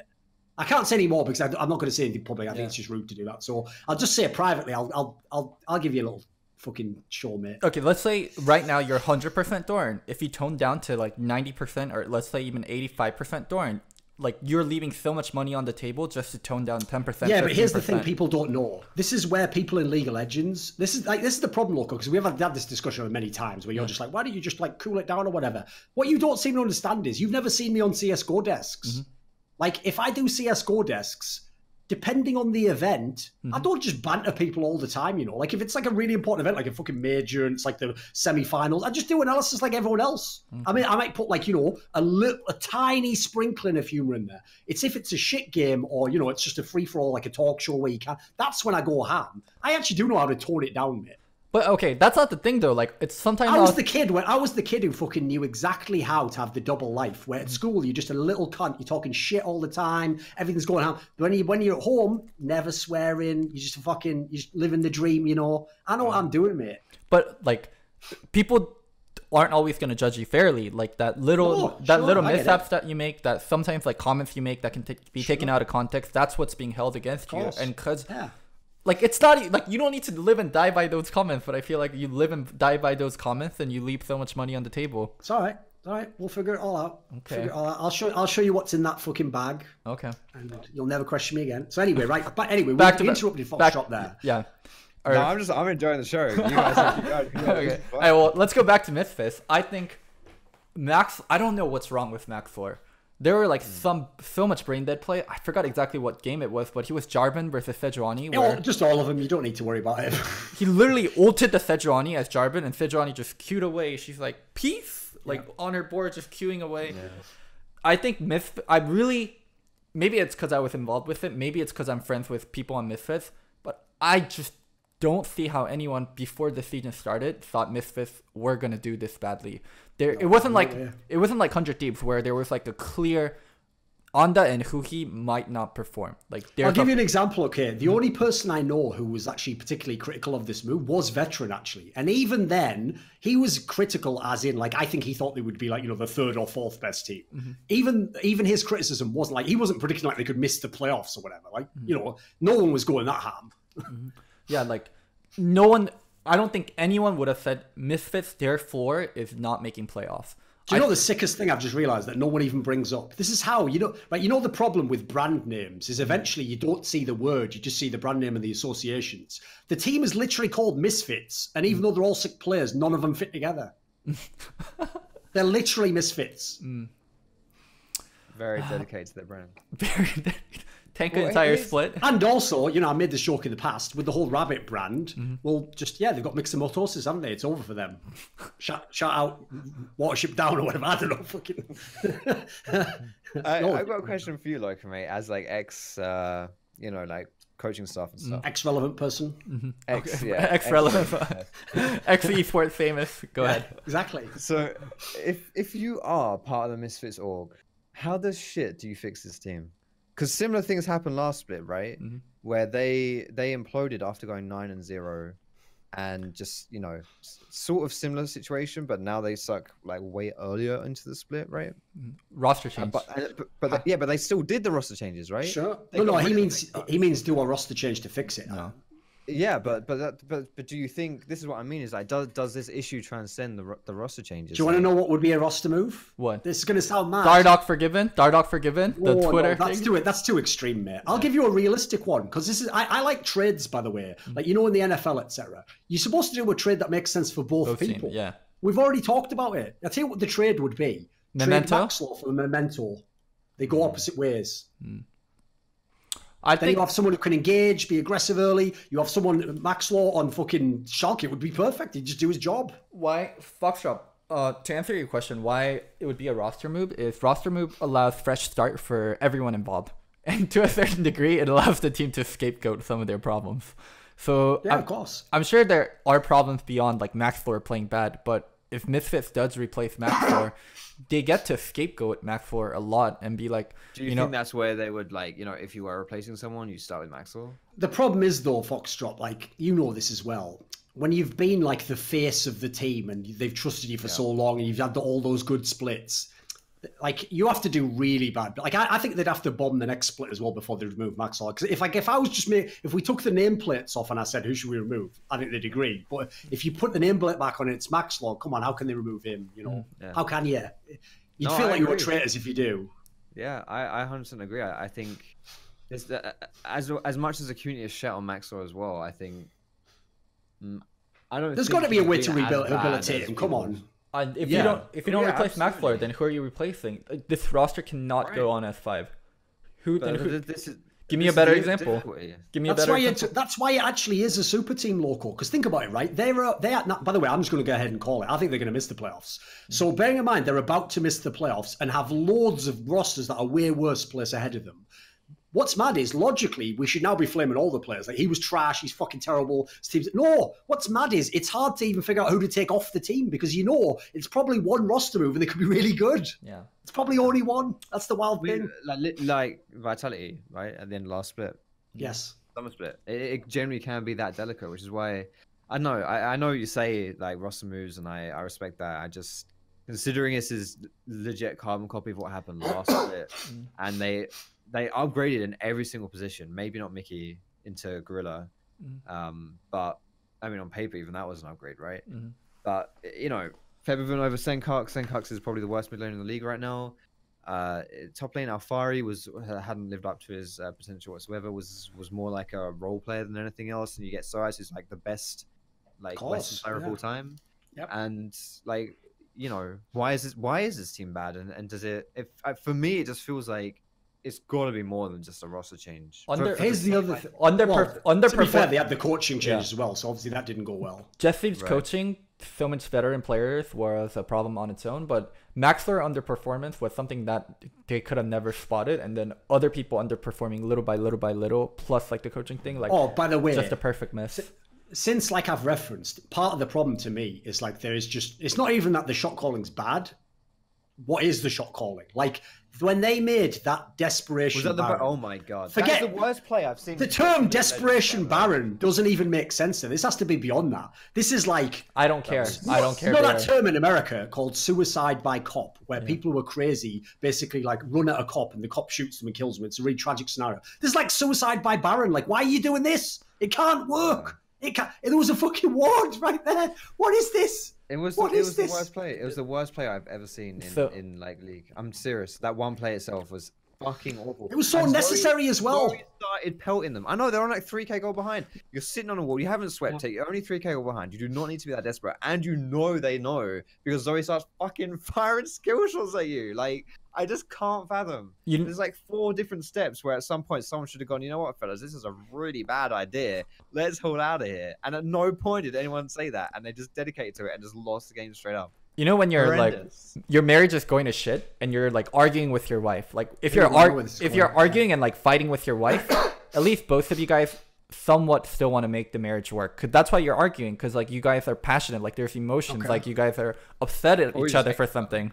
Like that's why you're yelling and arguing and fighting so much. This is when it gets beyond that stage and you're no longer fixing problems. It's just cool. It's like Cold War like, at that point. It's just 2 people like lying down on the bed. Like they go to sleep, you turn the other way, you wake up, you don't even talk to each other, you go about your day, and then you go back to bed. It's a dead bedroom situation. It's neither party cares. I misread this actually, Loco. I thought the analogy you were going to go with, so I'll use it myself. This is like when your marriage, you thought it was going to be awesome, you know, it seemed great when you first met, you thought it's the perfect kind of person for you, but you realise they're so wrong for you in every regard. But it's too late. You're in a marriage now. Or a long-term relationship. So what you do, obviously, like anyone sensible would, is you try and have a mad threesome to spice it back up again.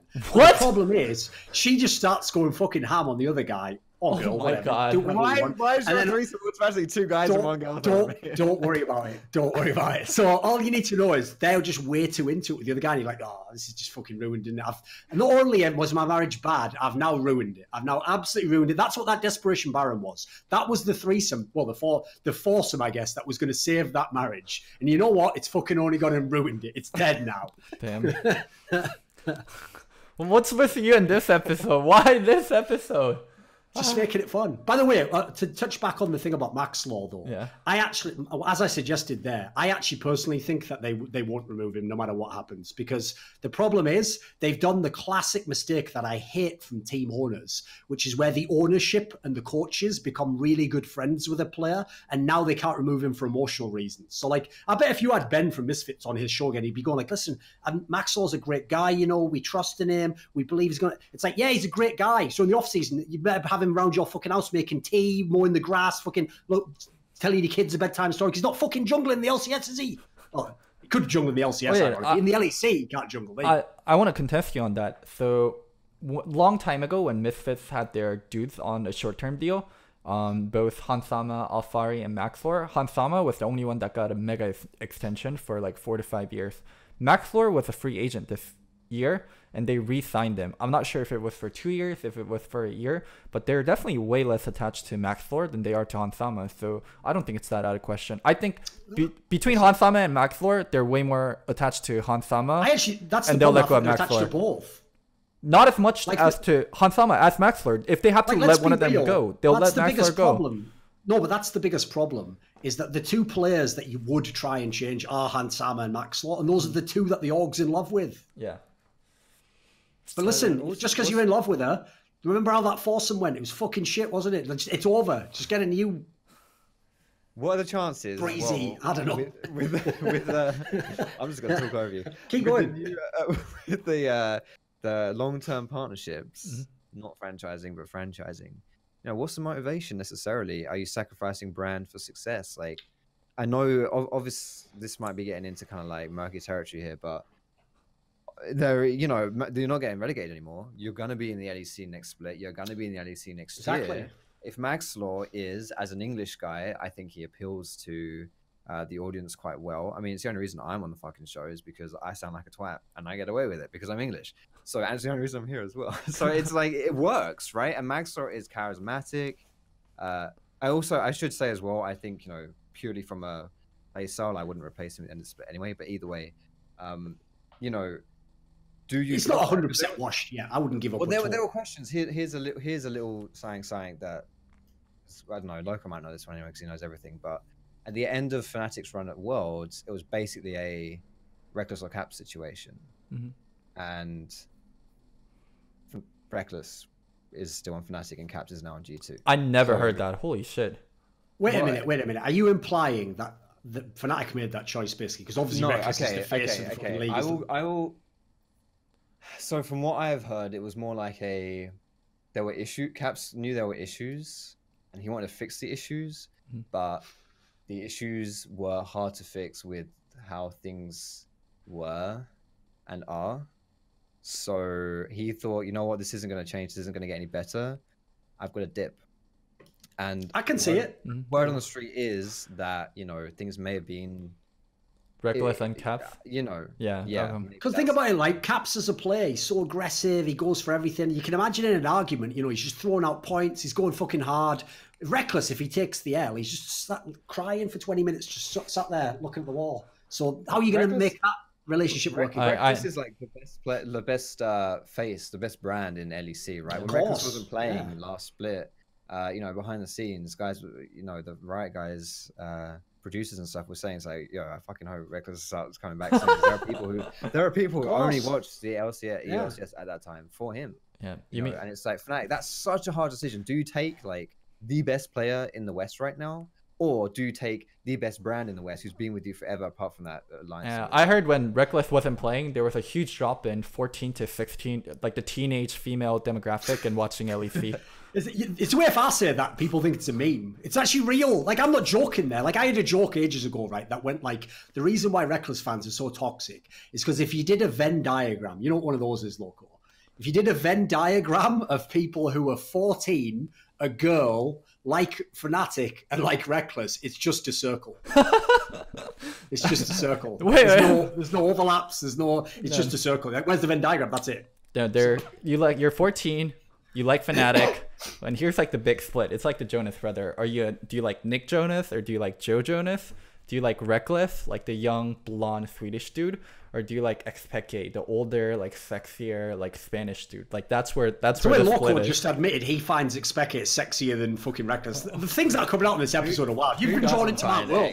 You're in my world now. The thing is, I never really thought he had that much charm, to be honest. He looks a bit sleazy, to be honest. Like, he looks like the sort of person who just fuck you in a fucking sleeping bag and then piss off like before you even woke up, and leave you like $5 on the table or something. Reckless looks like he's very sensitive, you know. He'd talk with you, hug you a lot.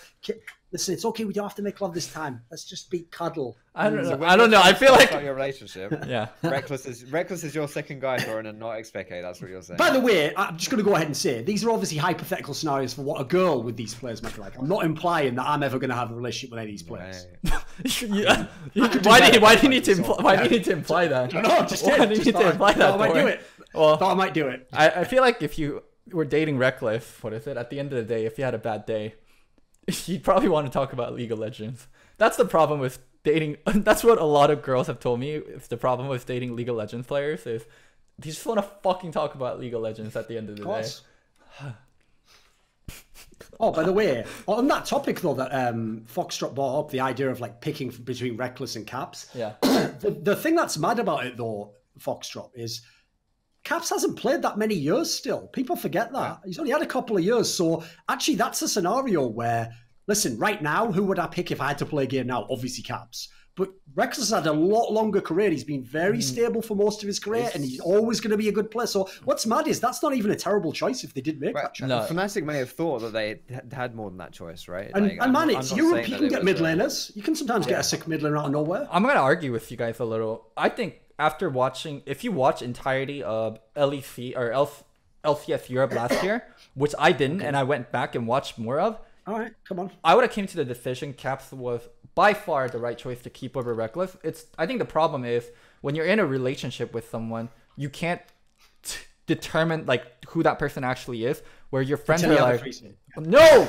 Like, you know how you don't know what you have to. It's gone. Is what you're saying. Well, no, not that. It's if when you're dating someone or when you're so closely intertwined, it's really hard to make a good judgment. Like So you can tell your mate that, Yeah. dude, this girl's fucking crazy. Like, this girl's like really bad for you, and you can see it, but he can't. And I'm sure Yes. we've all had it in our life where we're dating the crazy girl, and we don't realize we're dating the crazy girl until out of the relationship. And it's I a think lot easier sometimes to we've see. been the crazy girl in that scenario. Not me personally. Probably. I've never been the Probably. crazy one in the relationship.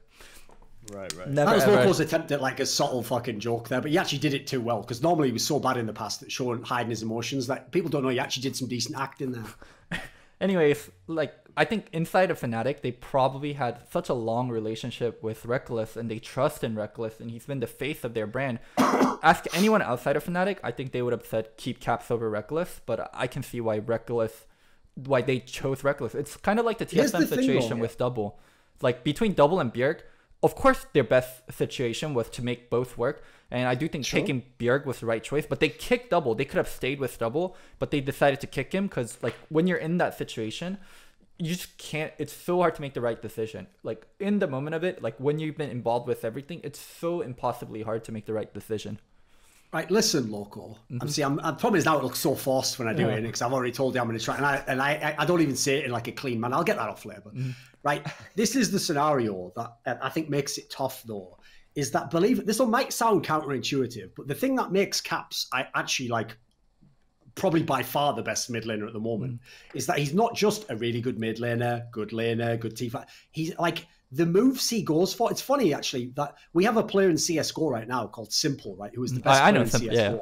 And what makes him a very unique player is that he has a similar rep to Caps. In his early years, he was extremely skilled, but the one criticism you'd give him is you go for too many players, mate. Like, you go in too aggro. Like, if you do that, you're going to win some games, but you're going to also lose some games single-handedly, right? Well, the difference is, eventually in Simple's career, he went so hard down that path. Normally, you'd tell a great player, just get a little bit of discipline, you'll have a totally well-rounded game. No, he went the other way. He just went so hard at going aggro, he became the best player, but even doing a super aggro style. So that it wasn't even a weakness. Now, Caps is close to that now. He still has games he messes up. But the reason why I bring this analogy up is the kind of player who's very skilled but goes for like tons of players, if they ever drop their form, will be fucking shit. And the analogy I would give you is Dade from back in the day. Because when he was on form, he was a god. He would take over the whole game. And when he was off form, he was a waste of time. Like, he was a bad player. The difference is, Reckless is like,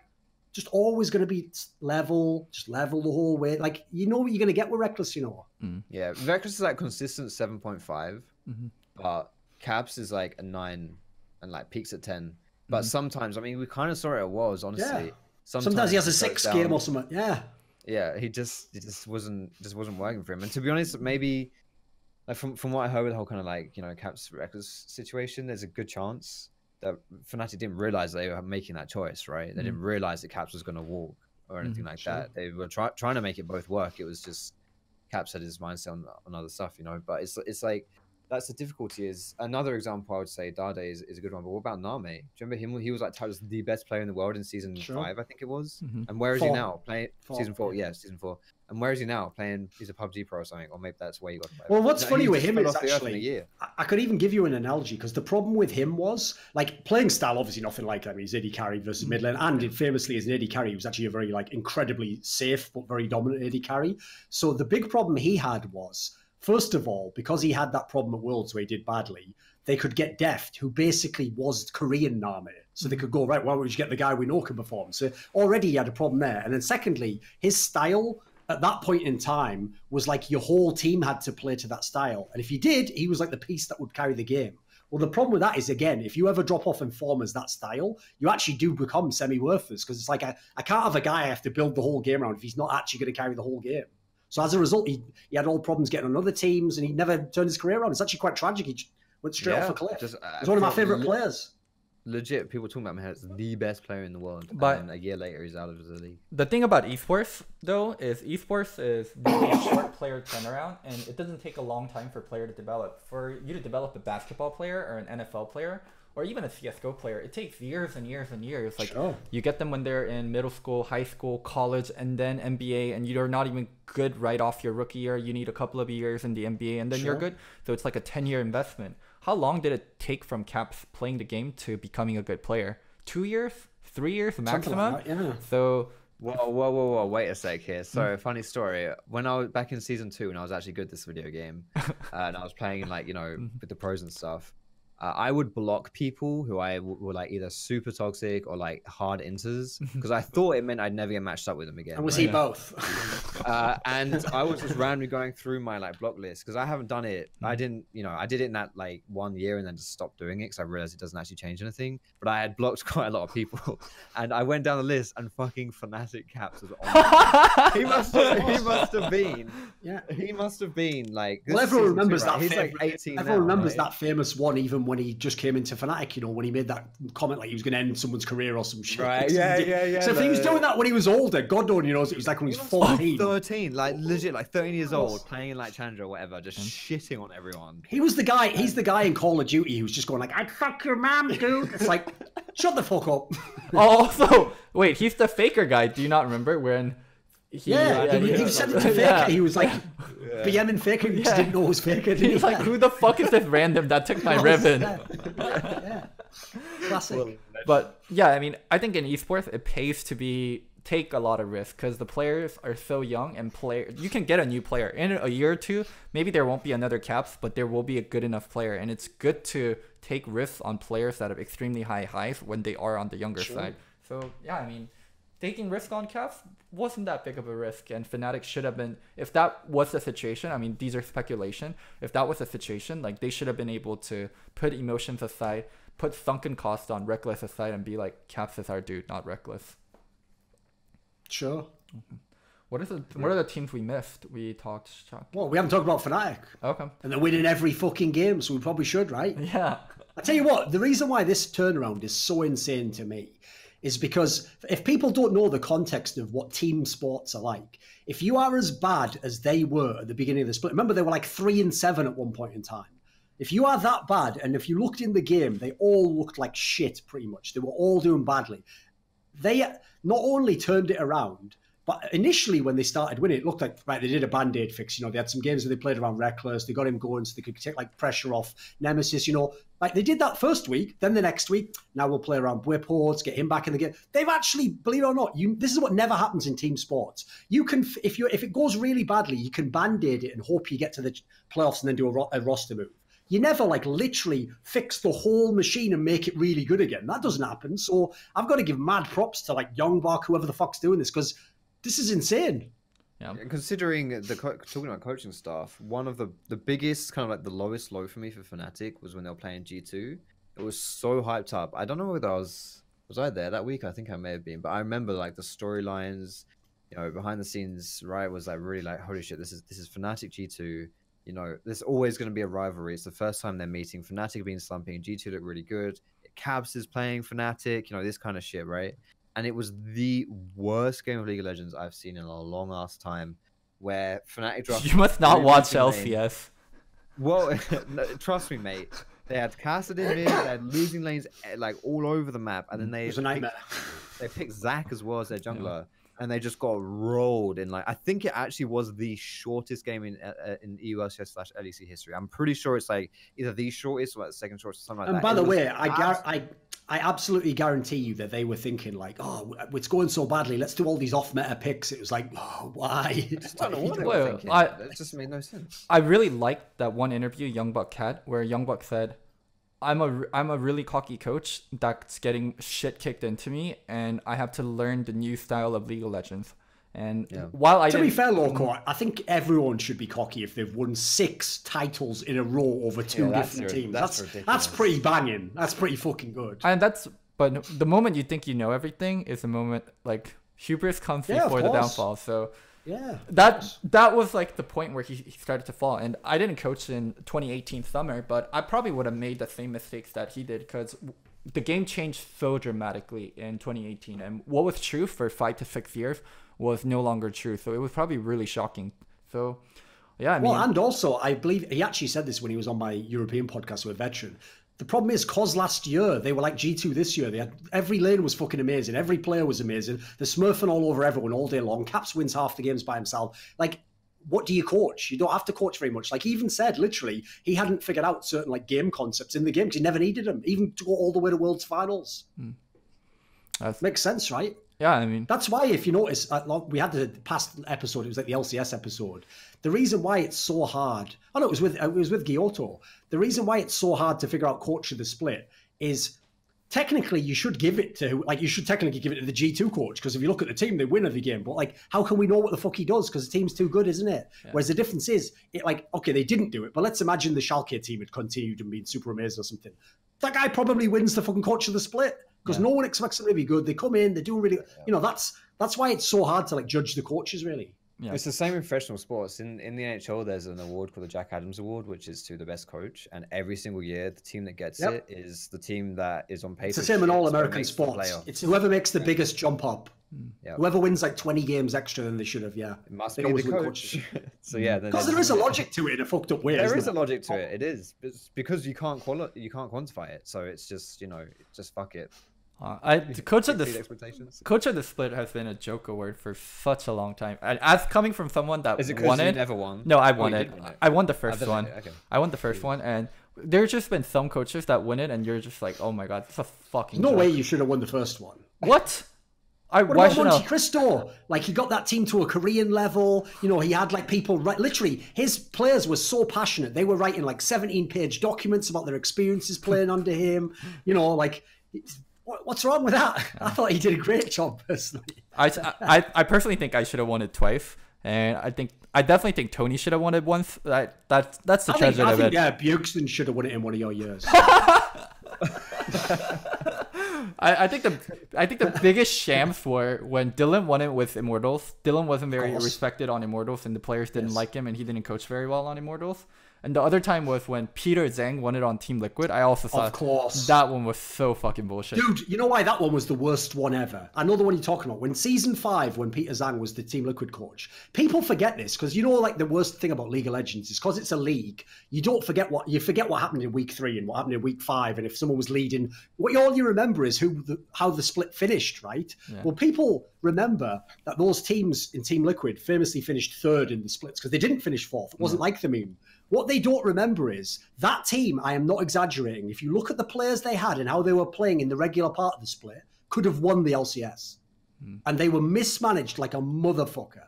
Like, that guy had no clue how to coach that team, because he came from the LMQ team that was like all Chinese players, so his nation, they were all like classic like fucking team fight all game long, and then he came to this team and he just didn't know how to like coordinate all these different talents. Yeah, that's why it's insane he won coach of the split. He was like the anti-coach of the split. He was like the only motherfucker who could stop these guys winning the game. I love Peter. Maybe it's like when you honor your teammate for tilt proof when he's been raging all game.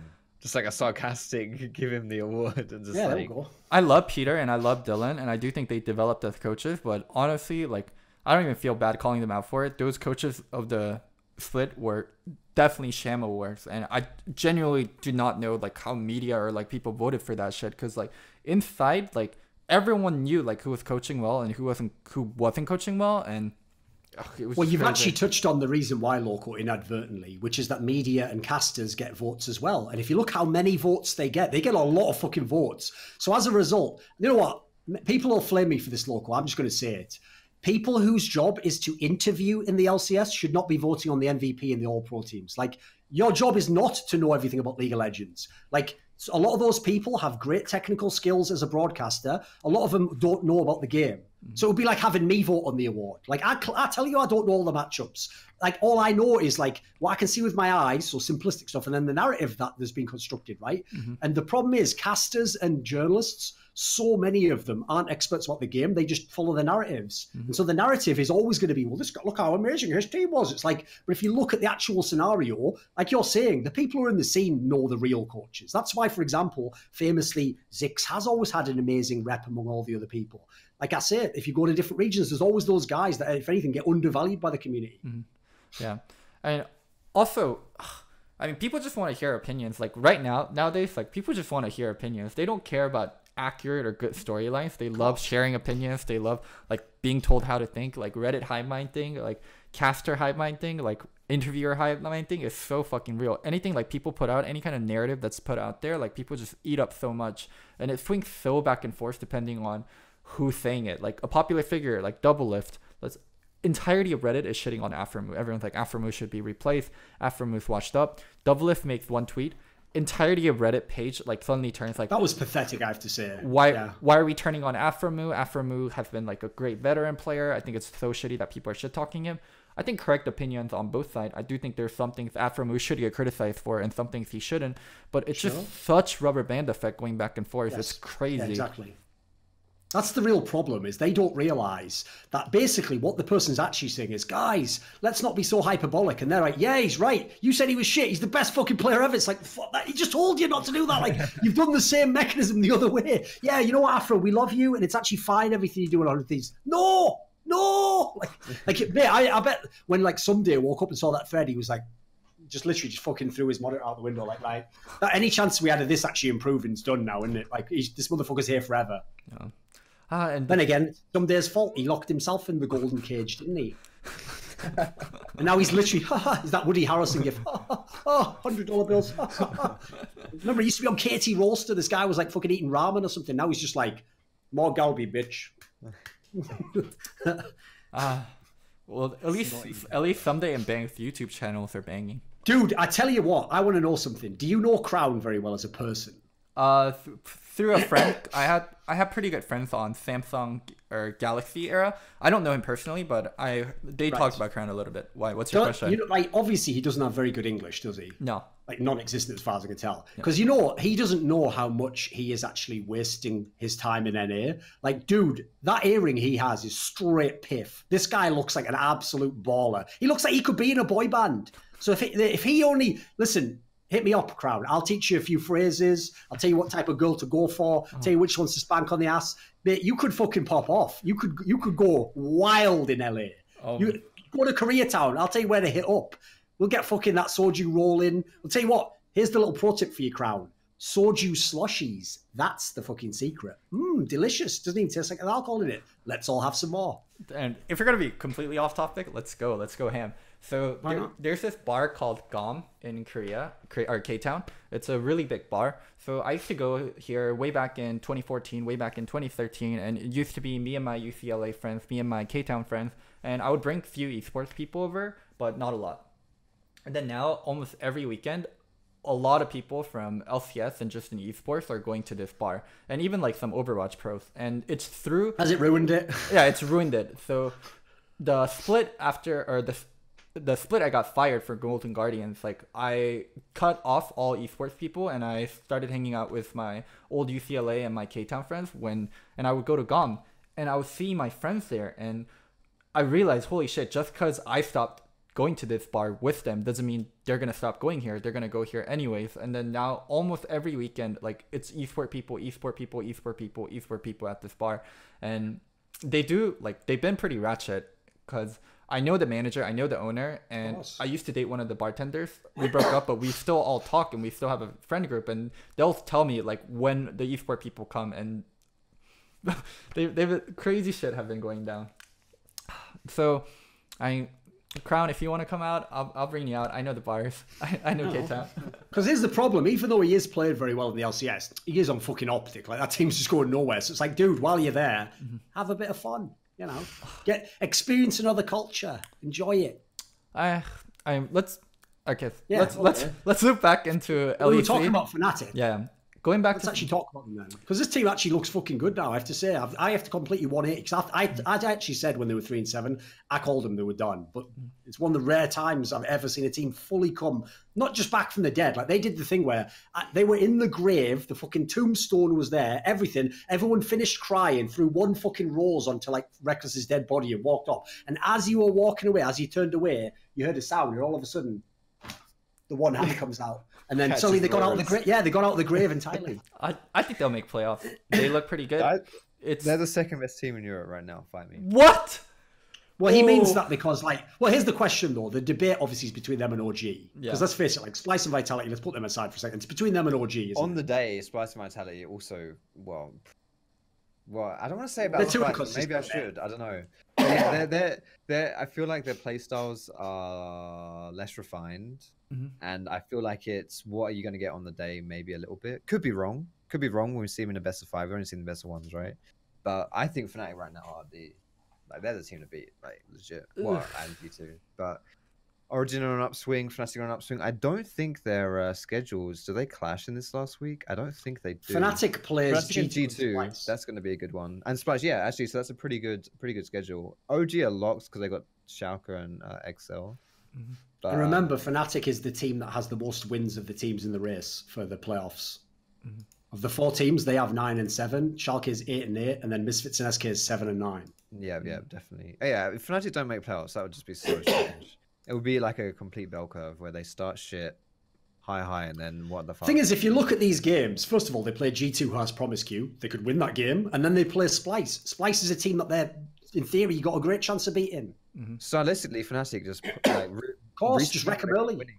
Yeah, exactly. Recently, Fnatic should, in theory, roll over them. But at the same time, you'd say that about G2 would never drop a game to Splice. That's if true. we're talking about stylistically, right? So, I really think Fnatic are legitimately. I think we will see a Fnatic G2 final in the playoffs in Spring Split. That would be so spicy for so many reasons. Young Buck factor, Caps factor. Let's just go. Yeah. Let's go. I can see the scripts writers and right now are creaming. They're frothing at the mouth. Just the thought of being able here's to what write we do this though. leads narrative. Here's what we do though. That leads into the obvious next topic, which is the other team that could be the contender to be in that final, which is Origin, right? So another team that turned shit around. I mean, they didn't have as bad a start as Fnatic, obviously, but they had themselves had to improve week on week. And for all that they looked terrible in, I don't know, week 3 or whatever, they're starting to look better and better week on week too. What do you think? Same thing for them, really. I feel less convinced by them, but maybe that's just bias because there's a historical. Oh, I was gonna say historical history. That's a bit silly. There's a history there with Fnatic, right? Where like not even, well, yeah, world finalists, right? You lose one player and suddenly you're in the gutter. It doesn't really work like that. So there's that narrative there. There's that storyline, that redemption arc, so to speak, with Fnatic, where we know that 4 out of 5 of these guys are world class. Well, you know what I mean? Like they made the world finals, right? So. Sure. I think maybe that kind of clouds it a little bit, but Origin as well. I still think they're like a less known factor, and because we've seen them, I don't know how I'd best describe this, but I think that people like Alfari and Cold and Nuke Dark and Sheriff and Mithy, they're like the opposite Misfits for me, where I think the Misfits 5-man like individually really good, but they suck. And I know I see where you're going with this. Like, they don't put it this way. I made this point myself on a show. The weird thing about the Origin is, like, on paper they're the second best team right now in the record, but they don't actually have a single player that I would make like MVP candidate of the split or like the best player at his role. They just have a really consistently good lineup across the board, right? Like, if you were to build a fresh team, I don't think you'd pick any one of Origin's team members to build around. Yes. Which is why. Well, put it this way, like, what's cool about their team is it's like each of the players you would pick for a team if you already had some other sick player. Yeah. Oh, if I already had Caps, then I might take Alfari top. Yeah, exactly. Yeah, there's no bad players on that team whatsoever, which is why I think they're a bit of a curveball team where it's like you definitely pitch them as a playoff team. I mean, now obviously they're a playoff team, but just on paper and theory before the split starts, it's like this team could easily underperform, in my opinion, and it wouldn't be like crazy. Like Cole maybe not being that good, and like Nuke Duck not really being able to be the carry. But they've done the opposite of that, where I feel like they're borderline overperforming a little bit. I agree. When it was coming into the split, this is actually I'll be totally honest. I actually hyped Misfits and I actually underplayed OG, and the reason why was I thought obviously Misfits could be like a fucking super team. Meanwhile, I agree with you. For OG, I thought what will probably happen is if it goes badly, they'll be like the 5th or the 4th best team. If it goes really well, they'll be the 3rd best team. There's no because I am a believer generally that like whenever you get to the highest level of any team sport, even though logically it's a team sport, well, you can't get to the highest level without having a good team. So once you're at the highest level and both people have good teams, superstars do win you the game at that point in time. Like if you both have a really good team and then he has like the best mid laner in the West, he probably wins. That's just going to be the factor that'll win you the game. It's really interesting to see the playoffs come around. During playoffs, I don't pick champions. You're giving tools to a player more so than like picking a champion. Like if you have a superstar player, all you need to do is really just enable that superstar and you play through that superstar. And at the end of the day, it is the players that carry. So sorry I missed some of the conversation. There were people posting ass and tits in the chat and I had to ban them. I want to go back to like the... All right. Thorin's like, Reasonable. why do you need to ban them? I Just know, let it yeah. be. Can I see these ass and tits? It's like the with, you know, like with letters, like you can make ass and tits like Oh, out of- ASCII art. Yeah, That's what it's called. Yes. yeah, ASCII art. art. It was just ASCII art. It wasn't good stuff, Thorin, or I would have shared.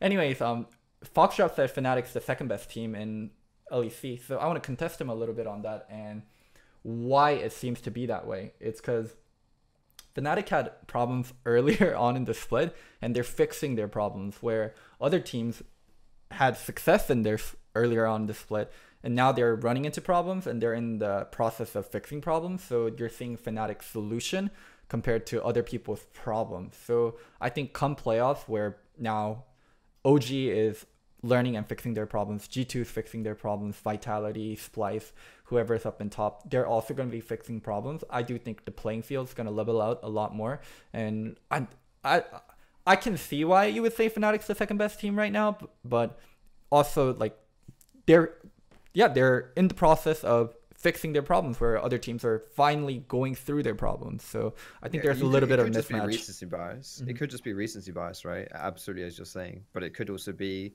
trends, you know, like Misfits at the summer split is the best example of this, where come playoffs they barely made the playoffs. They had the same record in the second half of the summer split as HUK did, which was like 2-7 or something like that. Absolutely horrendous showing by Misfits, but come into playoffs because of that trend, you know they're not going to do very well. And what do? They crash and burn. So it's like that's kind of where I'm getting at. I think that Fnatic are, for me, I just think that the way they win as well and the way they play, I think that they seem quite controlled and it's kind of clicking everywhere. Bwipo's getting solo kills. Nemesis is kind of finding his footing from being a rookie, having to step in massive shoes. Not just Caps' shoes, but he's been pretty solid overall. He's been pretty solid, right? The entire history of Fnatic was like Shushei in mid lane to start things off, who was a sickhead for like 2 years. Sure. Then Xpeke came in, who also was extremely good at the time. And then bloody Febiven, who solo killed Faker. And then Caps, who's like arguably one of the best Western players of all time. That's, well, early days, but whatever. Like, holy crap. Fnatic mid laners, it works, right? And here comes Nemesis. He's the next. Sorry, you can hype him, Foxdrop. I mean, I did tell Loco that. But are you ready? Before this last World started, I told Loco that I actually thought that that Fnatic team would be the best Western team ever. Really? Only made the finals. You know, what do I know, guys? I still think 2015. Why is Thorin on all these shows? Well, you can make a good case for all of them. Wait, Yeah. did you Are you think? ready though? Wait. Are you ready though? Here's the detail, right? I agree with you, Foxdrop. The real argument is between them, Season 5 Fnatic, and then, you know, if you want to go crazy, like Moscow 5 or something, right? Yeah, Can you like, guess who Locodoco thought was the best Western team ever? That TSM with Bjergsen and Doublelift. Oh my God, Thorin, you're gonna do me dirty like this? You're gonna do me dirty like true. this? That is true. That is what you said. That's true.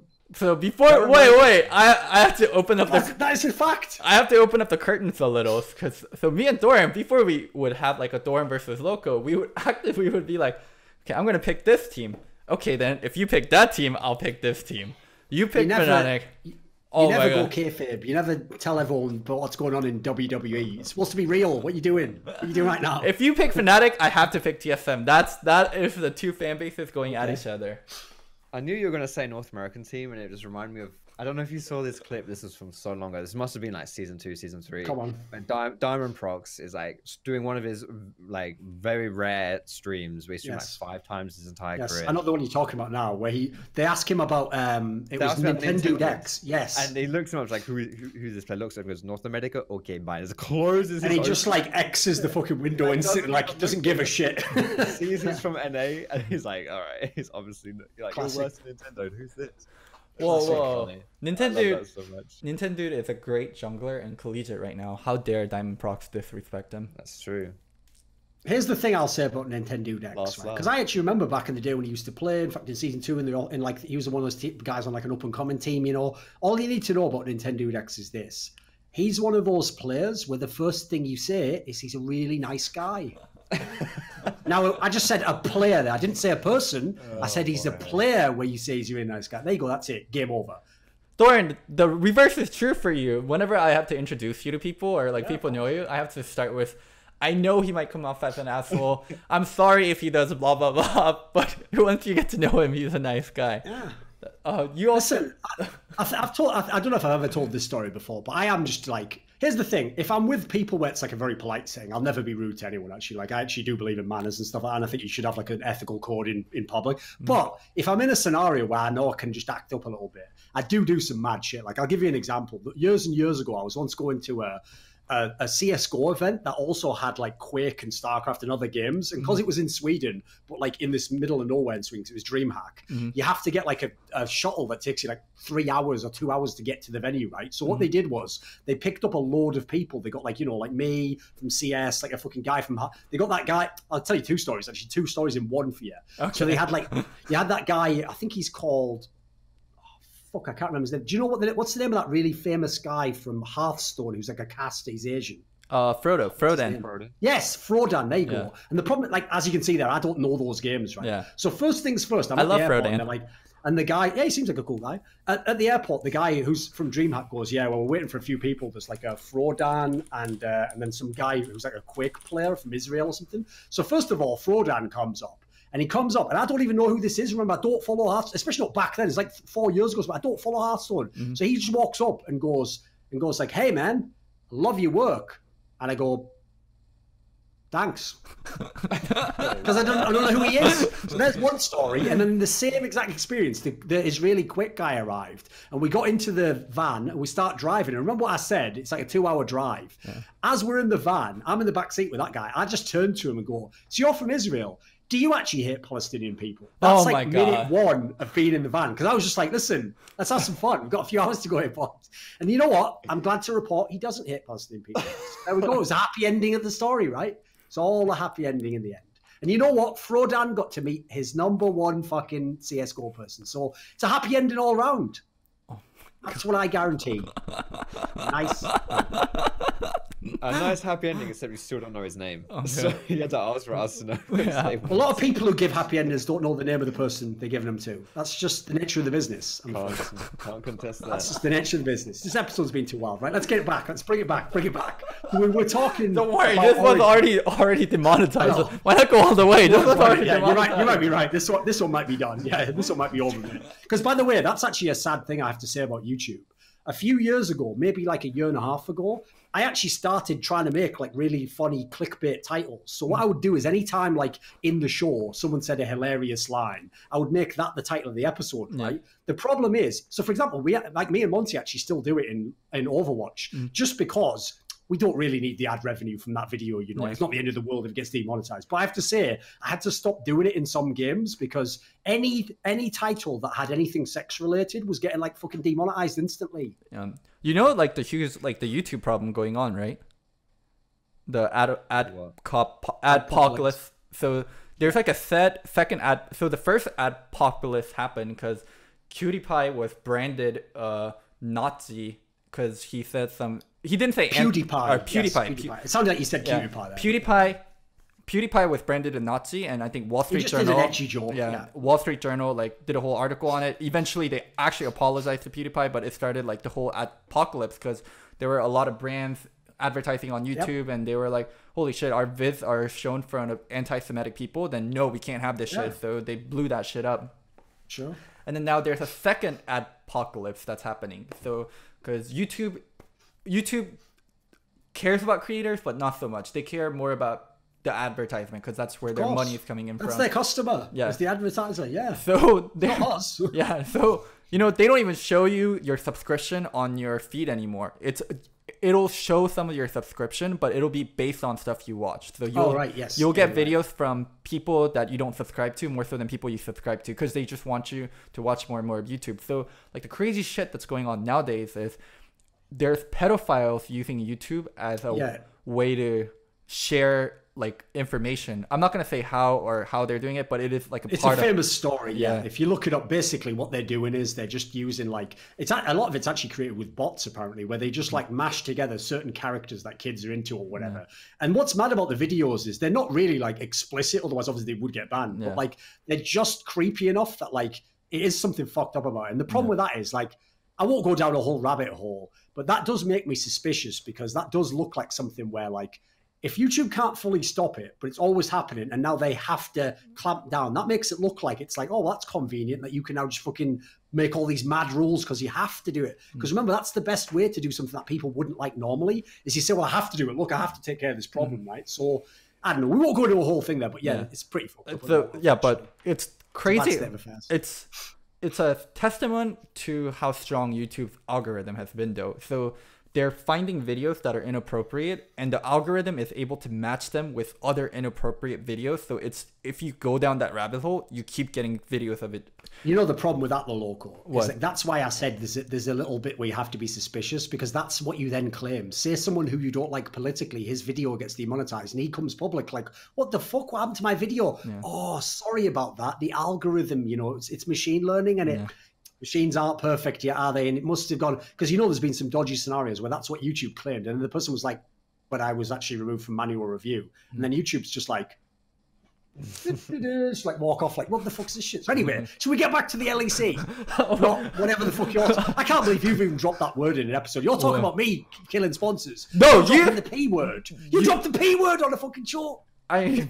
You made us get demonetized anyway, so I'm like, if it's gonna be a demonetized episode, we should talk about all the fucking fucked up shit on one episode, so we never played into the other episodes that are clean. Sense, I guess. Yeah, it does make sense. I think it just has to do with Foxdrop. Foxdrop made it. I'm gonna blame Foxdrop. We never had this problem until we brought on Foxdrop. Oh, really? Okay. Okay. Am I the roster move? You get rid of me, and then suddenly I'm the scapegoat. All your issues.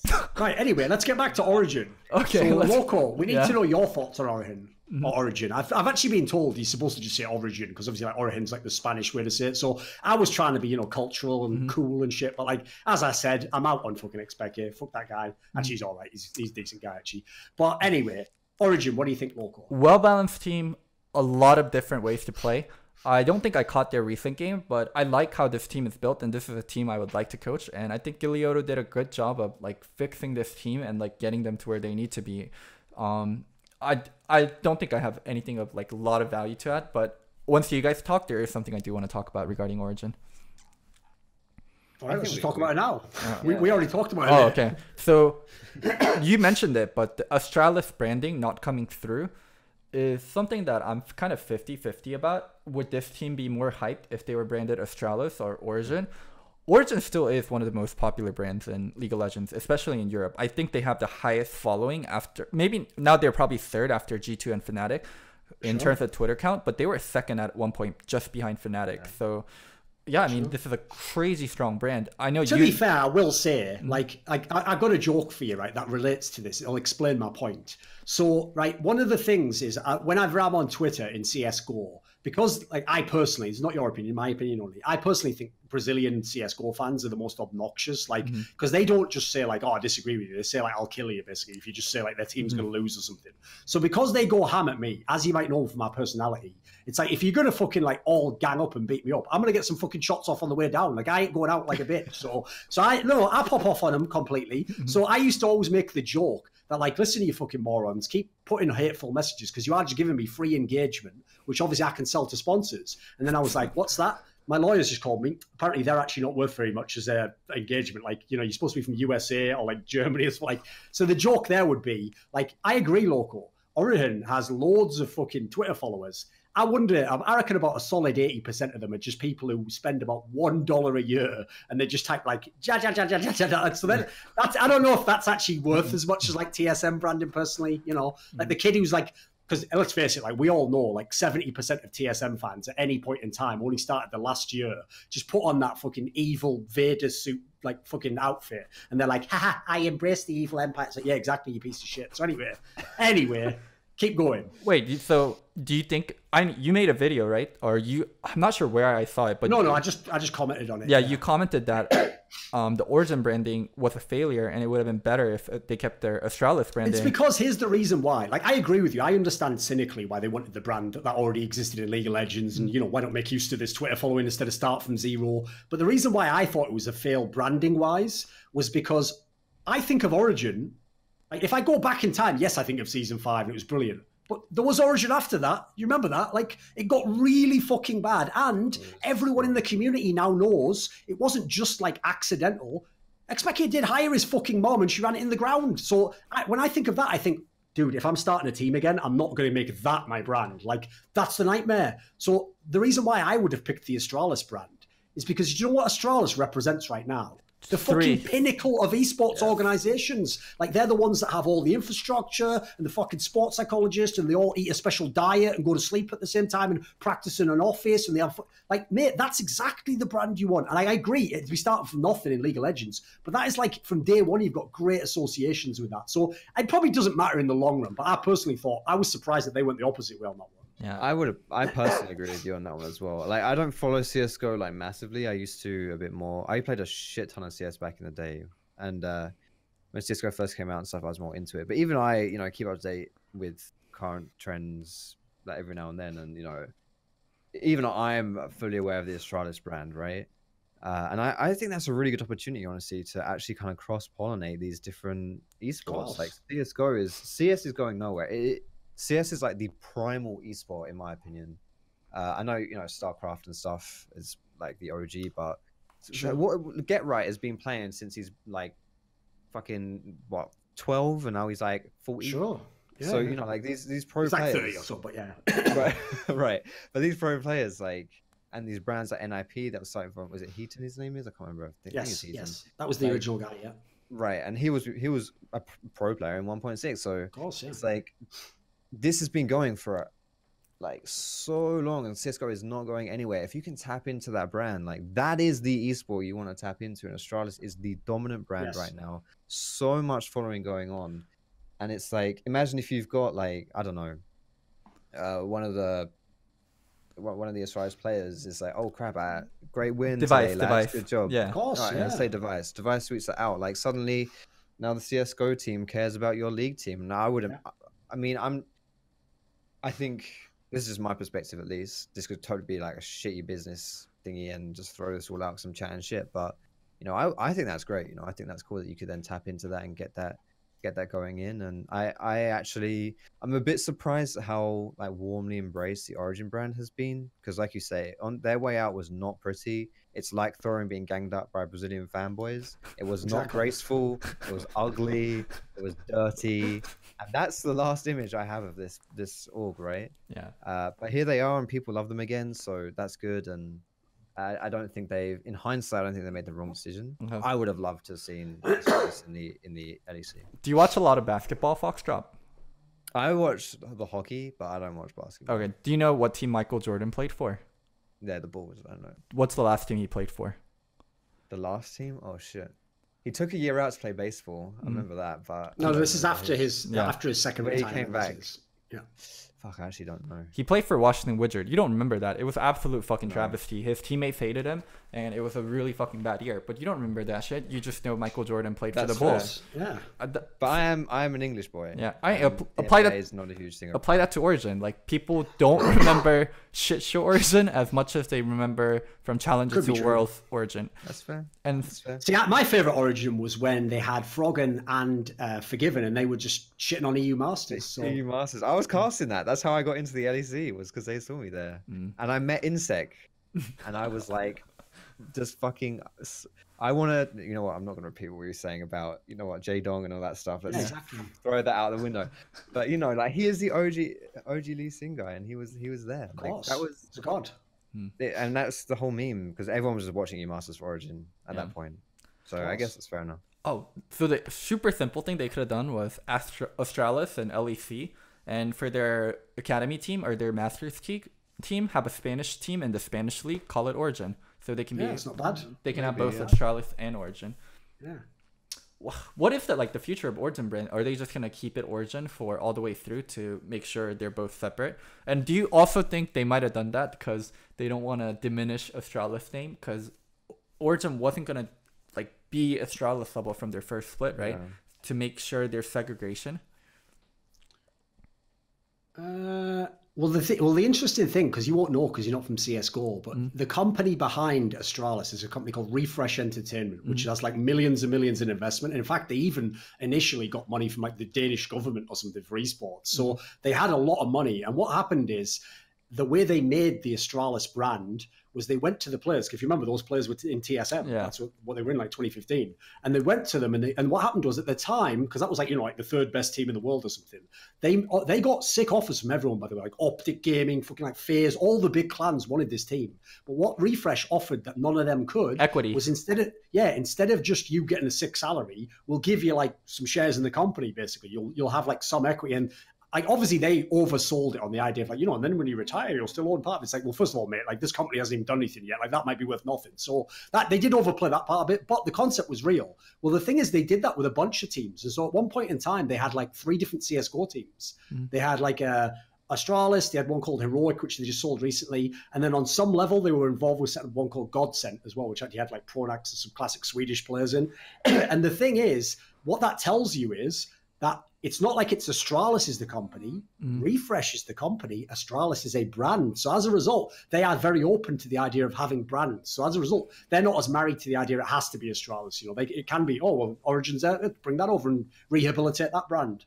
What's the quick TLDR of that TSM CSGO story? Because I remember reading about that. The TSM just didn't seem to care. Well, here's the thing. CS:GO I team. will say, like, that's one of the areas where that's one of the few pieces of content I've ever made, which in hindsight was quite biased. But it wasn't like I was knowingly biased. It was just that I didn't know certain information. And the problem is I was quite good friends with some of the players.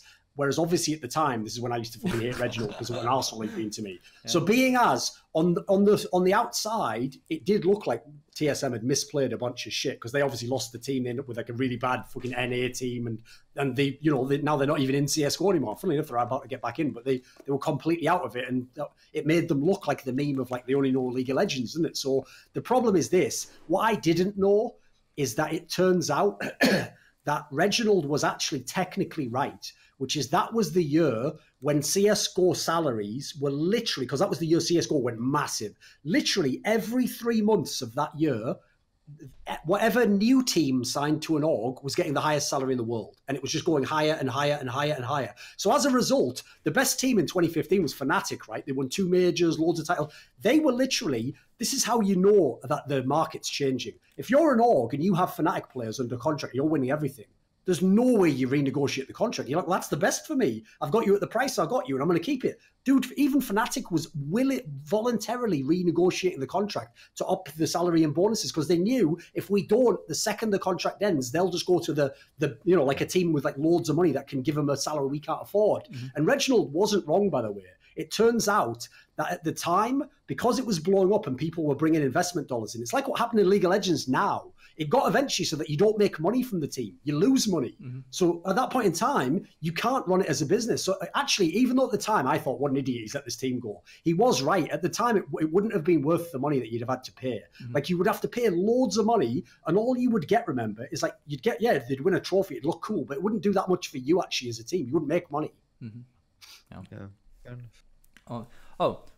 One interesting thing that I heard of, or that was announced that I kind of want to get your thoughts on is Broken Shard is the head coach, but he's not the stage coach for SK Gaming. Like, what are you guys' 2 cents? Who's some other guy, some guy I've never heard of, was like I think the strategic coach or something, or maybe it was the guy from Academy, I'm not sure.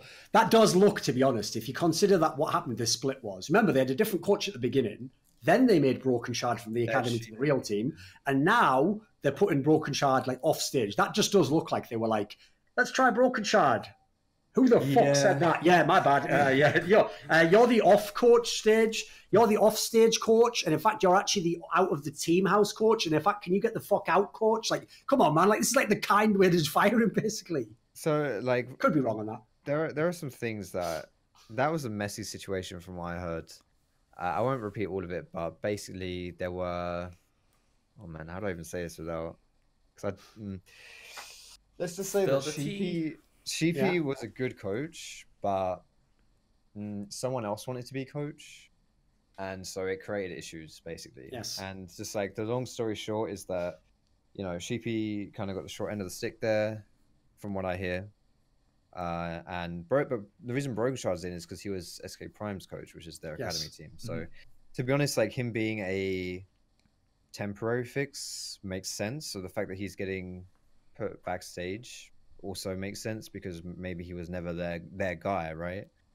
I don't know who this new guy is. I don't know whether he was the guy who was kind of wiggling, trying I'll to double check actually and see if I know who the fuck it is, but I don't think it was someone I'd heard of. Well, but yeah, I don't know the specifics in that sense. But either way, I think that from what I'm hearing, it's just because I'm kind of fresh to like the. Right, apparently, the guy they've brought in now is a guy called. Let me have a look here. Oh, fuck! I clicked off it there. What was it? Well, we'll continue the conversation as Thorin finds out. We had Broken Shard. Shard. It's a guy called.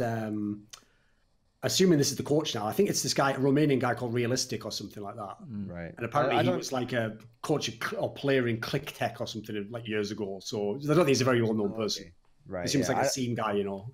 I don't know specifically like who was all involved in that stuff, so I don't know whether it was him and stuff. I'm not sure, but basically it just seemed like the players.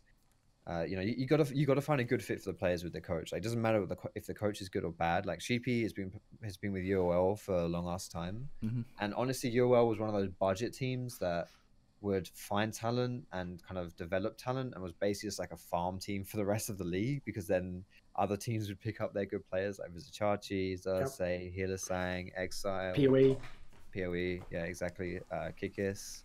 Like Hilasang, everyone, pretty much everyone. Exactly. Basically, everyone will just leave you and go to a good team, and that sucks when you're not in like a if you're in professional sports, that's great. You get your draft picks or you get something coming back, but not in esports, baby. You just lose it all. Yeah. So Sheepy didn't have a lot to work with, but always developed talent well, fostered talent well, and made the most out of what he was given. So I don't think Sheepy's kind of coaching is put into question, but I just don't think it was a good fit with the SK roster. So this is why when you ask to more directly answer your question about the Broken Shard situation or this Realistic guy coming in, it's really hard to like give a good answer, because you just don't know. The one thing I will say is that it's week 9.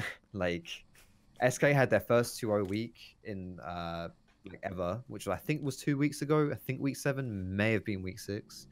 But basically it was after Broken Shard came in.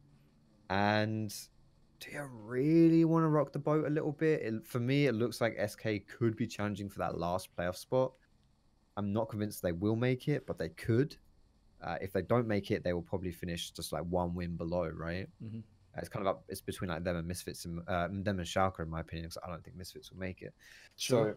So, I don't know. It's I don't know. Changing your coach in week 9 seems a bit spicy, but we'll see whether it works for them. I actually think that is a bit bizarre as a move. Like I don't claim to know any of these people as coaches, so for all I know, they're all bad as coaches. It could be the case, right? But I will say this. I actually think this team overperformed for the roster they have. Like they've already won 7 games. You know, Loco, they've beaten like almost all the top teams. They've beaten G2, Fnatic, all over I think the only team they haven't beat is like Misfits and Splice or something ridiculous like that. Like, they've actually scored insane wins, and yet you look at them as a team, they're not a good team. They've got Self-Made who's sick. Some of the other players are good, like in isolation, like Pyrion on his own. Whirlib's good if Jax is in the meta. Yeah. And his Poppy was good too. I forgot which game we was watching, but his Poppy was insane.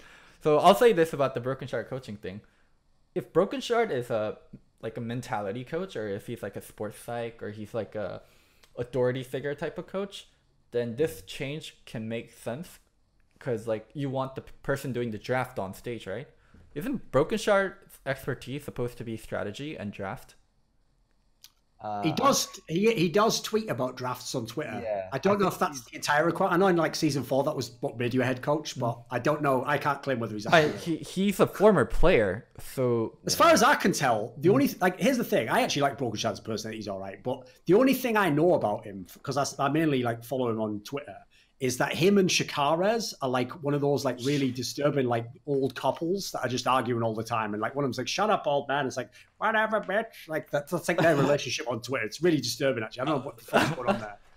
You know how like we're all nerds. We work in video game. We talk about video game. They're the nerds of the nerds. Whenever I watch them on Twitter, I'm like, "Oh my fuck yeah!" They are Twitter analysts, for good or for ill. They are Twitter analysts. Yes. It's like, we're nerds. We play video games. We coach video games. We talk about video games for a living. But this is on another scale, guys. Like, let's not. I love Broken Shard though. I mean, he was actually my first when I was getting into making YouTube in season 2 when he first joined Dragonborns. He was my first pro player interview. He was like 18 at the time. I think we're both like mid-20s now. Getting gray hairs and fucking hip problems. Yeah, dude. Esports scene has gotten so old. Like, people have kids. Like, people that I know have Alex they is have like kids. 15. Yeah, they have kids. They're getting married. They're buying houses. I'm like, holy shit. Like, oh my god, Thorin. You were already old, but for me, I started when I was 18. So, and like, Cloud Templar has 2 kids and a wife and a cat and a dog, and I have a roommate. I don't know why he thought having the cat and the dog was just like... stream, you know, like, he thought like throwing that in made it better. That made it like not even his hype, you know. And he's even got a goldfish as well. It's like, yeah, all right. Like, how did he put up some bookshelves the other day? Fucking hell. People have library card and everything. People have families, and I just learned how to. To be fair, Loco. Pay taxes. To be fair, I actually did just realise there. To be fair, right? To me and Foxdrop, we don't know why you're going about him having a dog, but actually, that is one thing that I know deep down did get to you, is that back in Korea you had that like Jindo dog. Yeah. And you fucking love that dog, mate. So you can't see it anymore. Yeah, I love dog. Oh my god. So on another random story.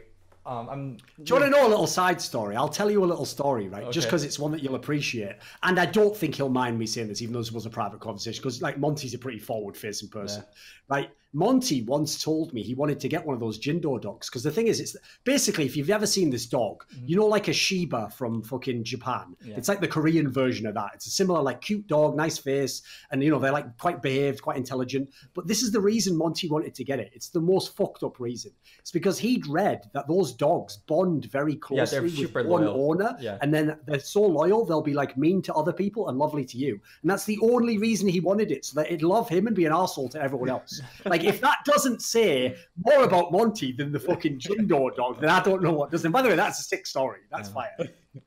My dog's like that. He's really nice to everyone in our family and not nice to people. Oh shit. Oh my god. I can't believe I'm telling this story. But he'll be nice when you bring him food. So whenever I would have girls over, like before having them over, I would tell them, dude, don't be alarmed if my dog like barks at you, or if my dog doesn't like you, like he doesn't like people in general. So don't be mean. And then whenever I would bring girls over, I would always make sure, like, I would open the door, I would say, oh, I need to make sure he's like tied up, he has his collar on. I would just go and give my dog a treat, and then my friend would walk in, and then she'd pet him, and then he'd all be happy and stuff because I gave him a treat before. I'm like, holy shit, this never happens. He usually doesn't like anyone. You must be like a really good person. Oh my god, that's so great. Works every time. That's pretty smart, actually. Give you that. I've got a vote. I vote we don't talk about Excel and Rogue. I think we give them the punishment they deserve, which is they're eliminated from the playoffs, which means they're eliminated from this podcast. They're eliminated from reality. They don't exist anymore. And I think we just end this episode. let's do final playoff teams, and then we can end the episode. So basically, there's 2 teams to pick. There's 4 that are available, and as I said, the records aren't all the same. So the key thing is you have to not only know the record, but look at the strength of schedule. So what we'll do is this: let's go team by team. So Fnatic has the best record. They're 9-7. Obviously, they've beaten loads of teams, so they're gonna have a decent like tiebreaker versus most of them.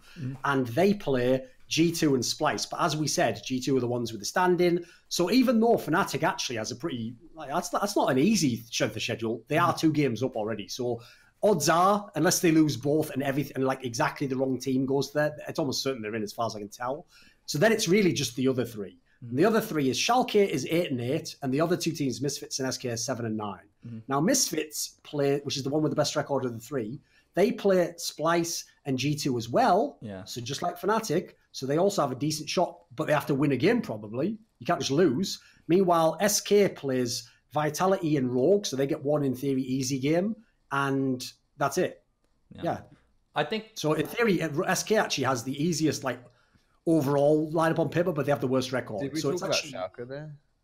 Yeah, we talked about the like second team in, about Memento being shit, etc. All right. What is it? No. I meant for this part, strengths of schedule. Oh, did I not mention Schalke? They're 8-8. Sorry. Yeah, they're 8-8, and they're playing Origin and Rogue as well. And I still think they might not. You know, they're only at 8 wins, right? And usually 9 wins is the sweet spot. So there's only been one time where a 9-9 team has not made it in. Was that Optic last week? Yeah, it was Optic in summer, and that's because like the first place team was like 13-5, and every other team was 10-8, 10-8, 10-8, 10-8. So that was the reason why at the end of that split, Power of Evil was just saying 9-9. Oh, what the fuck? That's actually relatively funny. Wasn't bad. Wasn't bad. I know all the cultures and how to disrespect them. Whatever. No. Anyway, so let's get back to the topic. Which of these 4 teams? Like, I'm going to go ahead and guess we all think Fnatic's getting through for those factors, right? Yeah. So really, we're just picking one team from the other 3. So it's Schalke, Misfits, or SK. I think Schalke, because I did this by myself and I checked. Misfits has 0-2 on a lot of the teams, and their tiebreaker situation is quite shitty. You guys can go. Yes, you're right. If Misfits would have a tiebreaker with Schalke as well. So basically, if Schalke wins 1 game and Misfits wins 2, then Schalke would still go through as far as I can tell. Misfits needs a 3-way tie or Schalke to bomb. Schalke has to 0-2, yeah. Schalke has to lose against Rogue, and Rogue is the worst team in the league. So they are, but this would be the time that they would win a fucking game, wouldn't it? Like, you know what I mean? This would be the one. This happened actually. This literally happened at the end of last split when it was HUK instead of Rogue, right? And Schalke was, I think, maybe like the last game or something like that. But if Schalke won, they would go through, I think, in second place. Okay.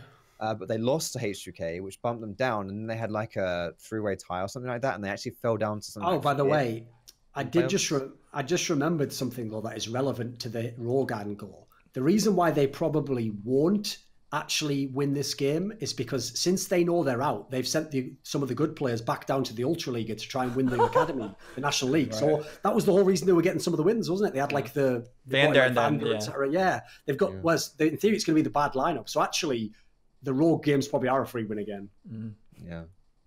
Yeah, I don't think Misfits will make it. I mean, I think that pretty much is a nail in the coffin. If all Schalke has to do is beat Rogue, and it's like Rogue was already injured, and now you just chopped off like their other arm, I think it's, you know. Problem is, like, I actually think that, to be fair, like, this will sound weird, but I think that Misfits not making the playoffs would be the best thing that could happen for them. Because as we discussed before, it just seems unlikely this lineup's ever going to be really, really good. Like, they've had loads of time. If anything, they've gotten worse over time. I think they need a roster move. So the only thing that's going to make you make a drastic roster move with a team like this is if you don't make the playoffs. Like, if you make the playoffs, you're always going to do some bullshit of like, well, you know, we went in the first round this week. Maybe next time we can be in the semis. You know, everyone always uses that like gradualism, which personally, by the way, as a general theory, I don't believe in like gradual improvement of teams. I don't think it happens. Like, aside from if you're like okay and then you like make it a bit better, if you're bad, I don't think you keep the same team. Don't change any player and just get really good. Like, I know Fnatic sort of did it, so they kind of proved me wrong, but I think that's an outlier. Yeah. That's very rare that ever happens in League. I don't think the team ever was bad. That's the thing, right? I think they just refound their form. I don't think it's a bad team getting good. It was just a good team stopped being bad. Oh. That's the way I would look at it, at least. I think anyone with the brain puts Fnatic and Schalke in, and Misfits and SK out. Yeah, there's a chance that Schalke can do something, because again, they have that free win against Rogue, but they would then have to beat Vitality. What happens if Schalke beat Rogue and lose against Origin, so they have 9 wins, and then SK get 2, and so they're also on 9 wins. So both of those are 9 and 9. What's the tiebreaker situation? If they're 1-1, then they play a tiebreaker. I don't know if they're 1-1. That's the only thing. Are they 1-1? Yeah, they are. They are 1-1. Okay. Yeah. So that might be the. For me, if SK doesn't 2-0, they're not in, and Schalke's definitely in like the spot where they can. Schalke's in the driving seat, and everyone else, well, SK basically just has to do something. So that would be pretty good drama though. I'd like to see that tiebreaker between SK and Schalke. Okay. Foxdrop, any final words before we end the show? Oh boy, any final words? So you're gonna put a gun to my head? No, like anything you want to shout out, anything you want to say. Thank you so much for having me on here again. It's been fabulous. I'm sorry for making us a bit late, but that wasn't really No. Don't worry. It was me. It was America that made us late. yeah, America. What's up with that, guys? But no, go follow me on all of my thingy-majigs. Just Google Foxdrop LOL, you'll find me. I love you all. Peace and love. Thorin? Normally I don't do this, so I'll just say something like, just don't have a threesome to save a bad marriage. With 2 guys? Or with anyone, you know. Anyone? I don't judge, you know. It's good advice. Okay. Good advice. YouTube, we're usually not this bad. Please don't demonetize us. This is just that one video. Oh shit, I forgot to mention, I've only been demonetized once on my new channel, and it's the fucking Hashinshin episode. I'm not sure why, but the Hashinshin episode got manually demonetized. It's so weird. That's the only episode.